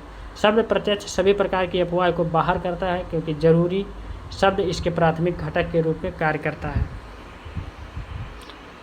ये सब सारी चीज़ें नहीं पढ़ना। दस्तावेजी साक्ष्य क्या है ये जानिए। दस्तावेजी का मतलब यह है कि आप धारा 3 में भी इसे भी परिभाषित किया गया है। इसका मतलब यह है कि आप किसी जो है सामग्री के अनुसार जो है या कहीं लिख करके या किसी को प्रिंट आउट करा करके जो है आप कोर्ट पे जो है साबित करते हैं, उसे ही हम लोग जो है दस्तावेज साक्ष्य कहते हैं। जैसे हम लोग बाय द प्रिंट आउट करवा लेते हैं या कोई सामग्री होता है या कोई भी चीज़ होता है, हम उसे जो है कोर्ट में प्रस्तुत करते हैं। जैसे में हम लोग कहते हैं या अदालत में प्रस्तुत किए गए किसी भी इलेक्ट्रॉनिक दस्तावेज को भी शामिल करता है। मतलब दस्तावेज मतलब ये इलेक्ट्रॉनिक, जैसे फ़ोन में आपके जो है कुछ कोई चीज़ डॉक्यूमेंट या कुछ है लिखा हुआ, ये सब सारी चीज़ें कहीं फ़ोटो खींचे तो उसे भी आप लोग जो है पेश कर सकते हैं। वहाँ बोल के सुनाया जाता है, यहाँ आपको दस्तावेज दिखाना होगा, यहाँ बोलना नहीं पड़ेगा। इस अधिनियम का अध्याय 5 के अंतर्गत जो है कहा गया है, इस अध्याय के धारा 61 के से लेकर के 90A के तहत शामिल है। विभिन्न परिस्थितियों में दस्तावेजी साक्ष्य को साबित करने के लिए व्यापक मानकों को अधिनियम की धारा 61 से 73A या विशेष 61 से 66 तक कवर किया गया है, जो इस सवाल का समाधान प्रदान करती है कि किसी दस्तावेज की सामग्री को कैसे सिद्ध किया जाए। दस्तावेजी साक्ष्य का प्रकार हो सकता है, देखिए सार्वजनिक दस्तावेज साक्ष्य अधिनियम की धारा 74 के तहत कहा गया है, जो कि सार्वजनिक तरीके से होती है, जो कि एक प्राधिकरण द्वारा जो है प्रदान की गई एक प्रमाणित या प्रति एक सार्वजनिक रजिस्टर पुस्तक या प्रासंगिक तथ्यों से संबंधित रिकॉर्ड में पाए गए प्रविष्ट का जो है होना चाहिए। वो रिकॉर्ड हो, जैसे पुस्तक हो या कुछ भी हो। इसका एग्जांपल देख लीजिए अभी कि देखिए एग्जांपल जन्म और विवाह प्रमाण पत्र जैसे हो सकते हैं, या जल उपयोगिता बिल, या पुलिस के पास दायर FIR हो सकता है, या अन्य समान रिकॉर्ड, कोई भी एविडेंस हो सकता है। पब्लिक डॉक्यूमेंट्री होता है, private documentary, type of documentary evidence के बारे में पब्लिक एंड प्राइवेट दोनों तरीके के होते हैं। निजी दस्तावेज साक्ष्य अधिनियम की धारा 75 में बताया गया निजी दस्तावेज होना चाहिए, जैसे कि समझौता होना चाहिए, ईमेल, ये सब सारी चीज़ें होनी चाहिए आपका निजी दस्तावेज। प्राथमिक दस्तावेज की आवश्यकता है कि इसमें जैसे कि प्रसंगत तथ्य के सबसे बड़े जो निश्चितता प्रदान करता है, इसे सर्वोत्तम या उच्चतम प्रमाण के रूप में भी जाना जाता है। मूल दस्तावेज स्वयं यदि ये मौजूद है और जो है उपलब्ध है तो लिखित रूप में प्रमाणित लेन देन की शर्तों को सत्यापित करने के लिए अपने मूल रूप में प्रस्तुत किया जाना चाहिए।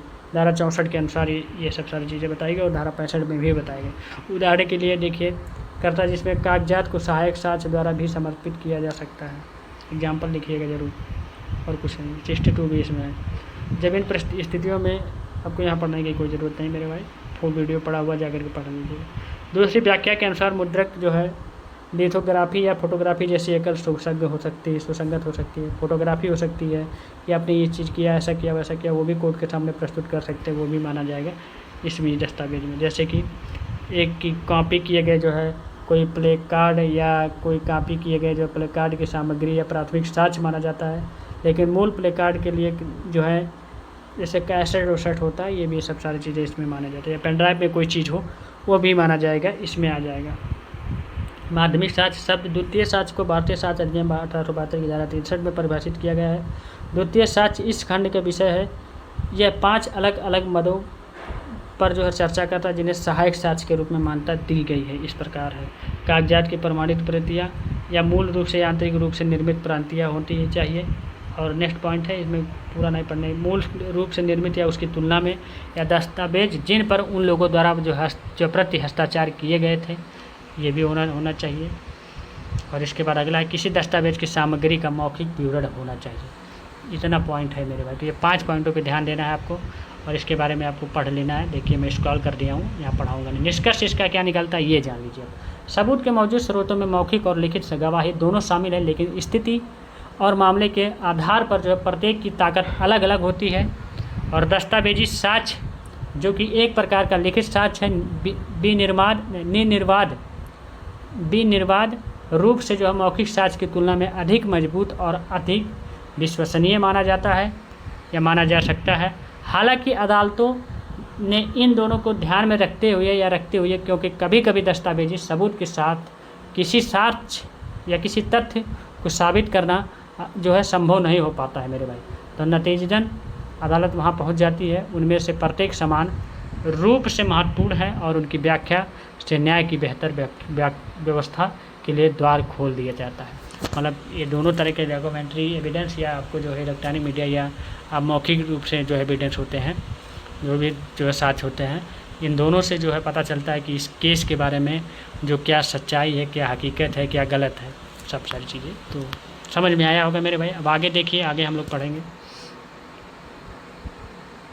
भारतीय साक्ष्य अधिनियम के तहत अनुसूचित प्रवेश और साक्ष्य की अस्वीकृति। अनुसूचित प्रवेश के बारे में बताया गया और साक्ष्य के लिए स्वीकृति थी। देख रहे हैं मेरे भाई, इसका जो है आपका इंग्लिश क्या होता है।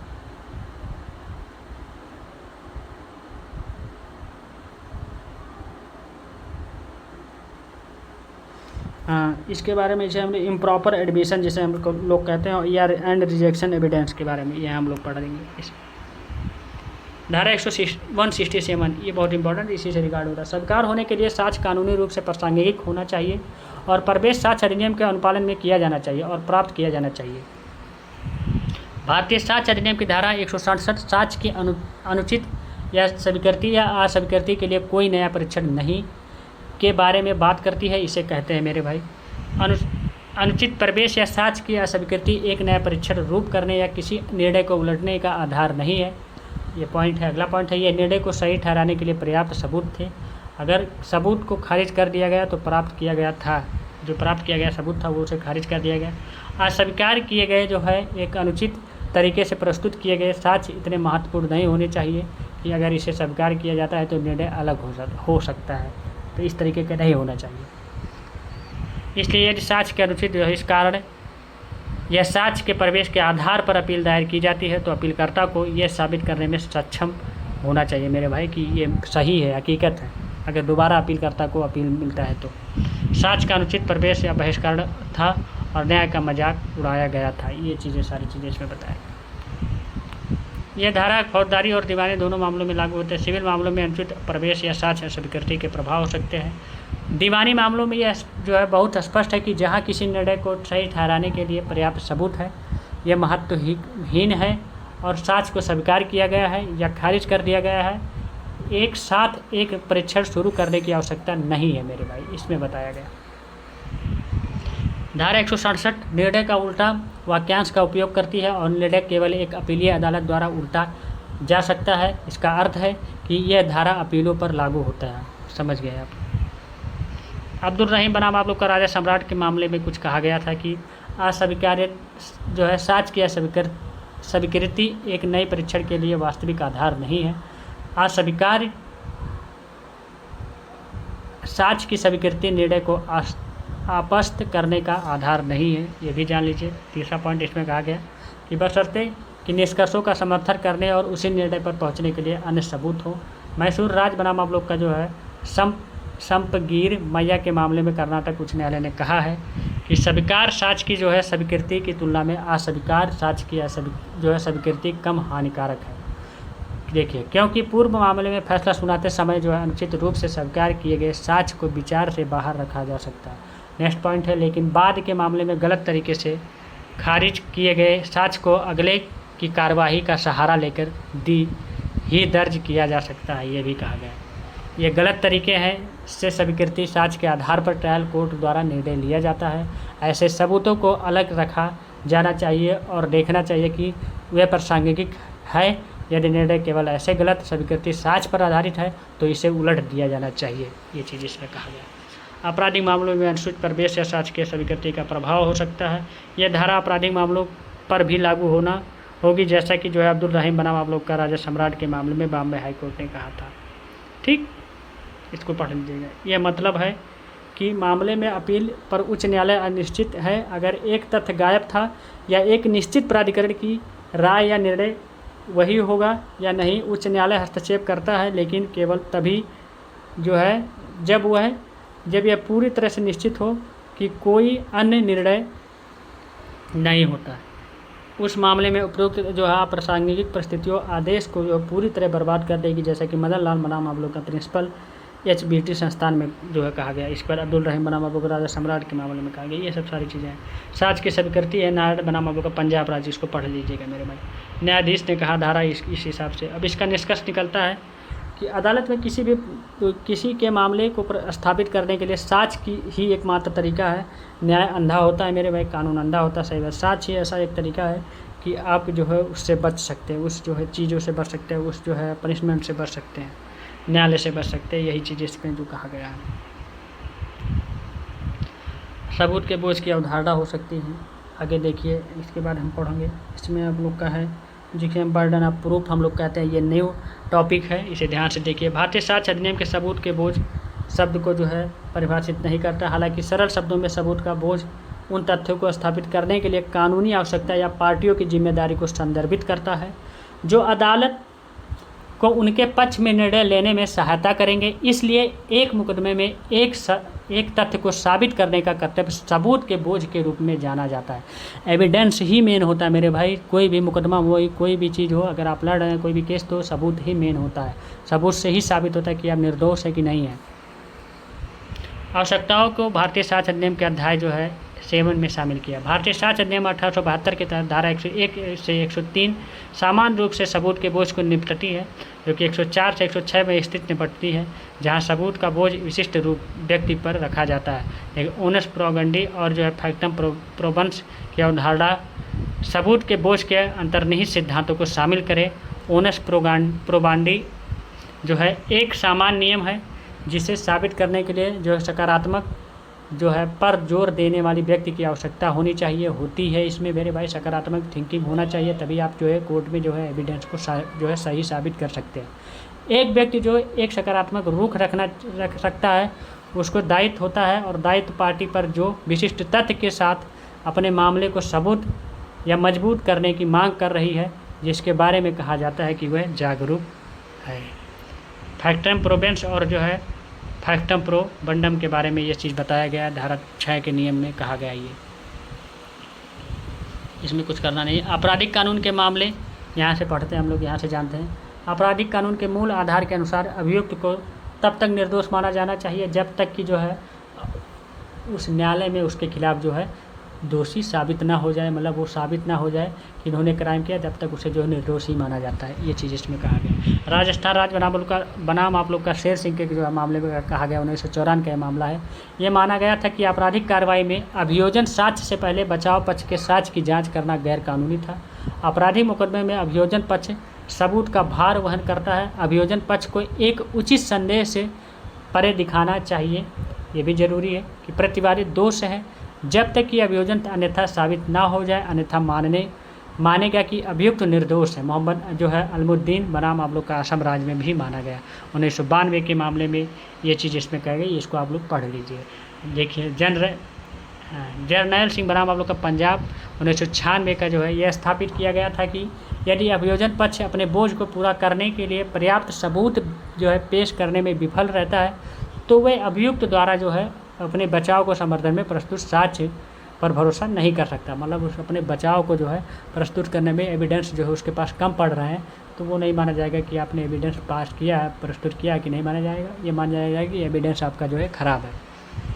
ये चीज़ इसमें जो देखिए ओसेफ बनाम होगा केरल राज्य के मामले में भी निर्धारित किया गया था 2004 में। ये सबूत के बोझ को भारतीय साक्ष्य अधिनियम की धारा 101 के तहत परिभाषित किया गया है। इस परिभाषा को पढ़ लीजिएगा आप लोग। कोई भी व्यक्ति जो चाहता है कि अदालत उसके द्वारा दावा किए गए तथ्यों के आधार पर कानूनी अधिकार या उत्तरदायित्व प्रशासन करे, उसे पहले यह दिखाना होगा कि ऐसे तथ्य मौजूद है कि कानून की दूसरी धारा निर्देश करती है कि जब व्यक्ति को किसी तथ्य के अस्तित्व को दिखाने की जो है आवश्यकता होती है, तो वह व्यक्ति सबूत का भार भी वहन करेगा। ये चीज़ कहा गया इसमें। मतलब वो भार मतलब सबूत जरूरी है मेरे भाई, जब उसे टाइम एक दिया जाएगा। ठीक, ये चीज़ भारतीय साक्ष्य अधिनियम की धारा 102 में कहा गया। सबूत का बोझ कौन वहन करता है? एक छूट प्रक्रिया में जो व्यक्ति विफल हो जाता है, अगर दोनों पक्षों में कोई भी सबूत पेश नहीं किया जाता है, तो उस पर सबूत का बोझ होता है, मतलब उससे बर्डन हो जाता है। मतलब समझ सकते हैं, अगर आप हैं और हम हैं, हमारे और आपके बीच में केस चल रहा है, पता चले आप नहीं पेश कर पा रहे हैं जो है वहाँ न्यायालय में जो है कोई एविडेंस कि आप इस तारीख को डेट लगाए, तो आपके ऊपर एक बर्डन हो जाएगा कि इस सबूत को मुझे कहीं ना किसी जगह से पेश करना होगा। ये चीज़ भारतीय साक्ष्य अधिनियम की धारा 103 में कहा गया कि किसी विशिष्ट तथ्य के सबूत का बोझ उस व्यक्ति के पास जो अदालत से उसके अस्तित्व में विश्वास जो है करने के लिए कहता है, जब तक कि कोई कानून यह प्रदान नहीं करता है कि सबूत का बोझ किसी विशेष व्यक्ति के पास है। भारतीय साक्ष्य अधिनियम की धारा 104 में कहा गया कि सबूत का भार उस व्यक्ति पर है जो साक्ष्य को स्वीकार होने के लिए तथ्यों को साबित करने के लिए साक्ष्य दे रहा है, और जब दूसरे तथ्य साक्ष्य को स्वीकार बनाने के लिए तथ्यों को स्थापित करने की बात आती है, तो सबूत का भार उस व्यक्ति पर पड़ता है जो साक्ष्य प्रस्तुत करना चाहता है। ये चीज़ इसमें कहा गया। भारतीय साक्ष्य अधिनियम की धारा 105 में भी कुछ चीज़ें कही गई है। जब एक अभियुक्त पर आपराधिक आचरण का आरोप लगाया जाता है, तो भारतीय दंड संहिता या किसी अन्य विशेष कानून द्वारा प्रदान किए गए किसी भी सामान्य अपवाद के तहत आरोप को जन्म देने वाली परिस्थितियों को स्थापित करने के लिए सबूत का बोझ अभियुक्त पर रखा जाता है, ये भी माना जाता है। इस धारा के तहत अभियोजन पक्ष का कर्तव्य अभियुक्त के दोष को स्थापित करने तक ही सीमित रहती है। एक बार जब यह स्थापित हो जाता है तो बोझ अभियुक्त पर स्थानांतरित हो जाता है, जिसके पास आईपीसी या आपराधिक प्रक्रिया संहिता के सामान्य अपवादों पर भरोसा करने का लाभ होता है। समझे? ये चीज़ें आप लोग समझ सकते हैं। इसमें हम लोग धारा 104, 105 हम लोग जान गए, 105 भी हम लोग पढ़ गए। भारतीय साक्ष्य अधिनियम की धारा 106 जानिए।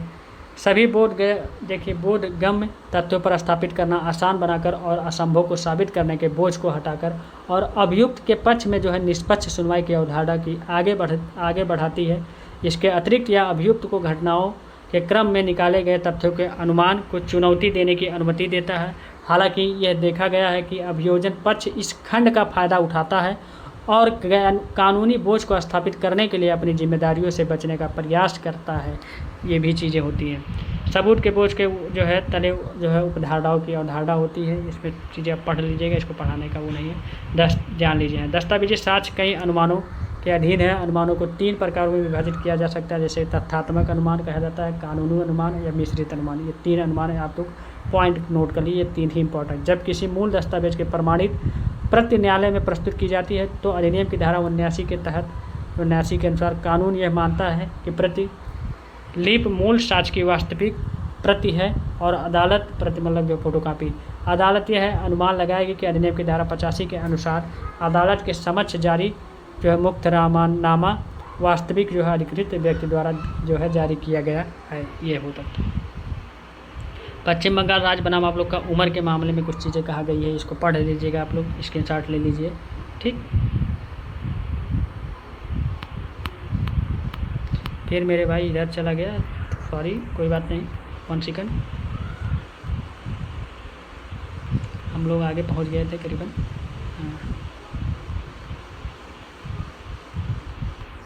अब शायद एक टॉपिक और है, बस थोड़ा सा और है, वेट कर लीजिए बस कुछ टाइम।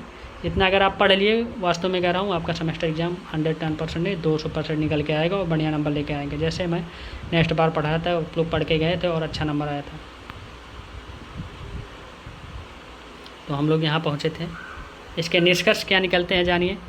तो इसके निष्कर्ष ये निकलते हैं, जैसा कि देखा जा सकता है कि 1872 साक्ष्य अधिनियम में एक अच्छी तरह से संहिताबद्ध कानून है जो सबूत के बोझ के मुद्दे से जो है बड़े पैमाने पर निपटता है। दूसरी ओर इलेक्ट्रॉनिक साक्ष्य और सबूत के बोझ में मौजूदा नवाचारों के लिए अतिरिक्त स्पष्टता की आवश्यकता होती है। खासकर यह है कि न्यायिक व्याख्या की बात आती है।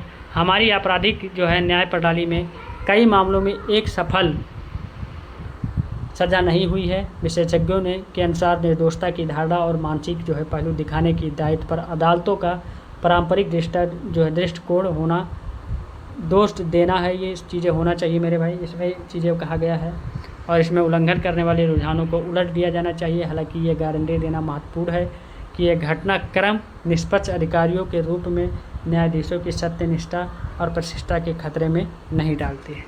ये चीज़ इसमें कहना। अब आगे हम लोग देखेंगे, अगला टॉपिक है जुडिशियल नोटिस। ये जानिए इसका अर्थ क्या होता है। न्यायिक सूचना का अर्थ न्यायाधीश द्वारा दिए गए तथ्यों की सत्यता की सूचना का मानता है, जिसके लिए किसी साक्ष्य के प्रमाण की आवश्यकता नहीं होती है। जो जुडिशियल वही उसे हम लोग न्यायिक नोटिस कहते हैं। यह तथ्य जो है आपको पता होगा, देखिए परिभाषा जानिए। स्टीफन न्यायिक नोटिस की परिभाषा जो है कहते हैं कि कुछ तथ्य जो है उनमें इतने कुख्यात या प्रमाणिक रूप से बताए गए हैं कि प्रसिद्ध और सुलभ प्रकाशन है कि उन्हें किसी प्रमाण की आवश्यकता नहीं है। ये तथ्य जिन्हें न्यायालय न्यायिक सूचना के रूप में ग्रहण कर सकता है। भारतीय साक्ष्य अधिनियम की धारा 56 के अनुसार न्यायिक रूप से ध्यान देने योग्य तथ्यों को सिद्ध करने की आवश्यकता नहीं है। अदालत जिस भी तथ्य को न्यायिक नोटिस के रूप में लेती है उसे सिद्ध करने की आवश्यकता नहीं होती है मेरे भाई। कुछ तथ्यों को साबित करने की आवश्यकता नहीं होती है, यदि प्रासंगिक है तो अदालत उन्हें जो है मान लेती है। सेंट्रल एक्सरसाइज बनाम आप लोग का डनलप इंडिया लिमिटेड के मामले में कहा गया था कि सुप्रीम कोर्ट ने कहा कि अदालत वैकल्पिक स्रोतों पर न्यायिक नोटिस ले सकती है। 57 में कहा गया जिन तथ्यों पर न्यायालय को न्यायिक ध्यान देना चाहिए। नंबर 1 है भारत के क्षेत्र में लागू सभी कानून, अभिव्यक्त सभी कानून नो में वैधानिक कानून के साथ साथ अलिखित कानून भी शामिल है, चाहे वो व्यक्तिगत हो या स्थानीय प्रकृति के हों। और दूसरा नंबर, यूके के संसद के सभी कार्य, चाहे वह स्थानीय हो या व्यक्तिगत या न्यायिक नोटिस या नित्यानंद या शर्मा बनाम लोका बिहार राज्य के मामले में अदालत ने कहा कि जब अधिनियम के तहत हिंदी संस्करण में अधिनियम की अनुसूची में गलत प्रविष्ट होती है तो सर्वोच्च न्यायालय अधिनियम के तहत आधिकारिक पाठ के रूप में अंग्रेजी संस्करण का न्यायिक नोटिस लेगा। भारतीय नौसेना बल या सेना के लिए युद्ध लेख। ब्रिटेन की संसद भारत की जो है संविधान सभा, भारत की संसद और भारत में लागू किसी भी कानून के तहत स्थापित विधानसभाओं की कार्यवाही। नेक्स्ट पॉइंट है, ग्रेट ब्रिटेन और आयरलैंड के यूनाइटेड किंगडम के संप्रभु के जो है परिग्रहण और साइन मैनुअल को न्यायिक नोटिस के रूप में लिया जा सकता है। केंद्र सरकार या क्राउन प्रतिनिधि जो है एडमिरल्टी कोर्ट और समुद्री क्षेत्राधिकार और नोटरी पब्लिक के अधिकार द्वारा स्थापित अंग्रेजी न्यायालयों या भारत की जो है भीतर या बाहर भारतीय अदालतों की सभी मोहरें और सभी मोहरें जो किसी भी व्यक्ति को संविधान या अधिनियम द्वारा उपयोग करने के लिए अधिकृत और यूनाइटेड किंगडम की संसद या भारत में कानून का बल रखने वाला अधिनियम के विनियमन के बारे में कहा गया है। 7वां पॉइंट है, कहा गया है कि जो है कालीपाद उपाध्याय बनाम हम लोग का राजा सम्राट में कहा गया, ये माना गया था कि किसी भी दस्तावेज पर सरकार के सचिवों और हस्ताक्षर खंड के तहत हो सकते हैं। नहीं, अगला पॉइंट है, भारत सरकार द्वारा मान्यता प्राप्त जो है प्रत्येक राज्य या संप्रभु या अस्तित्व शीर्षक और राष्ट्रीय ध्वज होना चाहिए। नंबर 9 है, समय के विभाजन, दुनिया के भौगोलिक विभाजन और सार्वजनिक त्योहारों और उपासनाओं के बारे में कहा गया है। जैसे बलवान बनाम आप लोग का जो है राज्य के बारे में अप्रैल 7 सुबह 7 बजे एक घटना हुई जिसमें अदालत ने कहा कि वह इस बात पर न्यायिक संज्ञान ले सकती है कि उस समय अंधेरा नहीं था। भारत सरकार के प्रभुत्व के अधीन। 11 नंबर, भारत सरकार और किसी अन्य राज्य व्यक्तियों के निकाय के बीच शत्रुता की शुरुआत नेतृत्व। अदालत के अधिकारियों और सभी अधिवक्ताओं के नाम पर कानून अदालत के समक्ष उपस्थित होने का कार्य करने के लिए अधिकृत। सड़क का नियम और जमीन पर समुद्री, ये सब सारे। धारा 58 के बारे में स्वीकार किए गए तथ्यों को सिद्ध करने की आवश्यकता नहीं है। जो स्वीकार किया जा सकता है, जैसे कि तथ्य को कार्यवाही के पक्षकार या एजेंट सुनवाई के तथ्यों को स्वीकार करने के लिए सहमत होते हैं या नहीं, जिसे वे सुनवाई के पहले लिखित रूप में प्रदान करने के लिए सहमत है तो उसे नहीं सुनवाई करना होता। तीसरा पॉइंट, जो याचना के किसी भी नियम से हो या उन्हें अपना जो है अभिवचन देना या इसे विरोधी पक्ष द्वारा सिद्ध करने की आवश्यकता नहीं है, ये भी जानिए। नसीम बानो बनाम आप लोग का उत्तर राज्य में कहा गया है, ये भी केस है, आप लोग इसको पढ़ लीजिएगा मेरे भाई। अब ये सब सारी चीज़ें आपको जानकारी मिल चुकी है। अब हम लोग पढ़ेंगे स्टोपेल जिसे हम लोग कहते हैं विभेदन का अर्थ, इसके आवश्यक जो है तत्व क्या होते हैं, इसके प्रकृति के आधार क्या होते हैं, इसको थोड़ा शॉर्टकट में पढ़ेंगे हम लोग। विभेदन का अर्थ जानिए। भारतीय शास्त्र अधिनियम की धारा जो 115 से 117 में विबंध के संबंधित, धारा 115 में विबंध के सामान्य नियम का प्रावधान एवं धारा 116 117 में भी जो है निर्दिष्ट मामलों का प्रावधानित जो है विबंध को अंग्रेजी में स्टेपल कहते हैं, जो कि फ्रेंच भाषा के शब्द से स्टॉप, अंग्रेजी या स्टॉप से बना है, जिसका शाब्दिक अर्थ है रोकना, मतलब पूरी तरह विबंध लगाना, उस पर जो है स्टॉप लगाना। जो परस्पर विरोधी बातों पर अभिकथन करता है उसकी सुनवाई नहीं होगी थी। ठीक। विबंधन का उद्देश्य जानिए, पर्पज क्या है। तो विबंध का उद्देश्य बेईमानी तथा कपटपूर्वक कार्यों के वाद के हितों को सच्चा करना होता है। विबंध का नियम साम्य, न्याय एवं जो है शुद्ध अंतरण पर आधारित है। इस नियम के अनुसार किसी व्यक्ति को एक समय पर एक बात दूसरे समय पर उसके प्रतिकूल दूसरी बात करने नहीं दिया जाएगा, ये भी कहा गया। विबंध का साक्ष्य का एक जो है साधारण नियम है। विबंध पहले जो है कही गई बातों को बाद में इनकार करने या बदलने पर रोकता है। विबंध लगाता है, जो पहले आप कह दिए तो बाद में ये नहीं कि उस बात को पलट। विबंध विधि का वह सिद्धांत है जिसके द्वारा किसी व्यक्ति को जो है उस बयान द्वारा बाध्य कर दिया जाता है जो कि जो है उसके द्वारा किया गया है या उसके आचरण के उत्पन्न हुआ है। एक व्यक्ति एक मनसा ये कथन किया कि कोई दूसरा व्यक्ति उस पर जो है कार्य करे या उसे जो है बाद में जो है पूर्ववर्ती कथन को बदलने से रोक दिया जाए, अर्थात विबंधित कर दिया जाए, उसे जो है मना कर दिया जाए। विबंध की प्रकृति क्या होती है, इसकी प्रकृति। विबंध मौलिक विधि का नियम माना जाता है और साक्ष्य विधि में विबंध का एक महत्वपूर्ण स्थान है। यह साक्ष्य का एक साधारण नियम है और साक्ष्य के समस्त नियम प्रक्रिया के नियम होते हैं।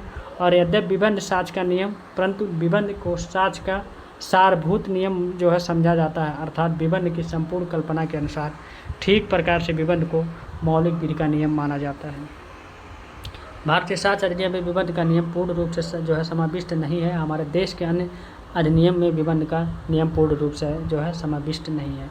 हमारे देश के कई अन्य जो है अधिनियम में विबंध को निम्नलिखित उदाहरण हैं, जैसे कि रजिस्ट्रेशन अधिनियम की धारा 89, संपत्ति अंतरण अधिनियम धारा 53A और 27, 41 और 43 ये चीज़ें का है। भारतीय संविधान अधिनियम की धारा 24, 93 विद्युत दृष्टि और अनुतोष अधिनियम की धारा 18 और भागीदारी अधिनियम की धारा 28 और धारा 115 साक्ष्य अधिनियम की धारा 91, 94 अभिव्यापी होती है मेरे भाई। इतने सब सारे सेक्शन में दिए गए हैं, इसको आप लोग याद करिए, क्योंकि विबंध का नियम ऐसा है जिसे प्रक्रिया के नियम के विरुद्ध अभिव्यापी होना चाहिए। धारा 115 के बारे में कहा गया, जबकि एक व्यक्ति ने अपनी घोषणा कार्य का या लोप द्वारा जो है अन्य व्यक्ति को विश्वास साशय कराया है या कर लेने दिया कि कोई भी बात सत्य है और ऐसे विश्वास पर कार्य कराया या करने दिया, तब ना तो उसे जो है ना उसके प्रतिनिधि को अपने और जो है ऐसे व्यक्ति के या उसके प्रतिनिधि के बीच किसी वाद या कार्यवाही में उस बात की सत्यता का प्रत्याख्यान करने दिया जाएगा। दृष्टांत देखिए, जैसे कि का साशय और मिथ्या रूप से खा विश्वास करने के लिए प्रेरित करता है, और कि आमुक बी आमुक का की है और जो है ता द्वारा खा को उसे क्रय करने और उसके मूल चुकाने के लिए प्रेरित करता है, ये चीज़ कहा गया है।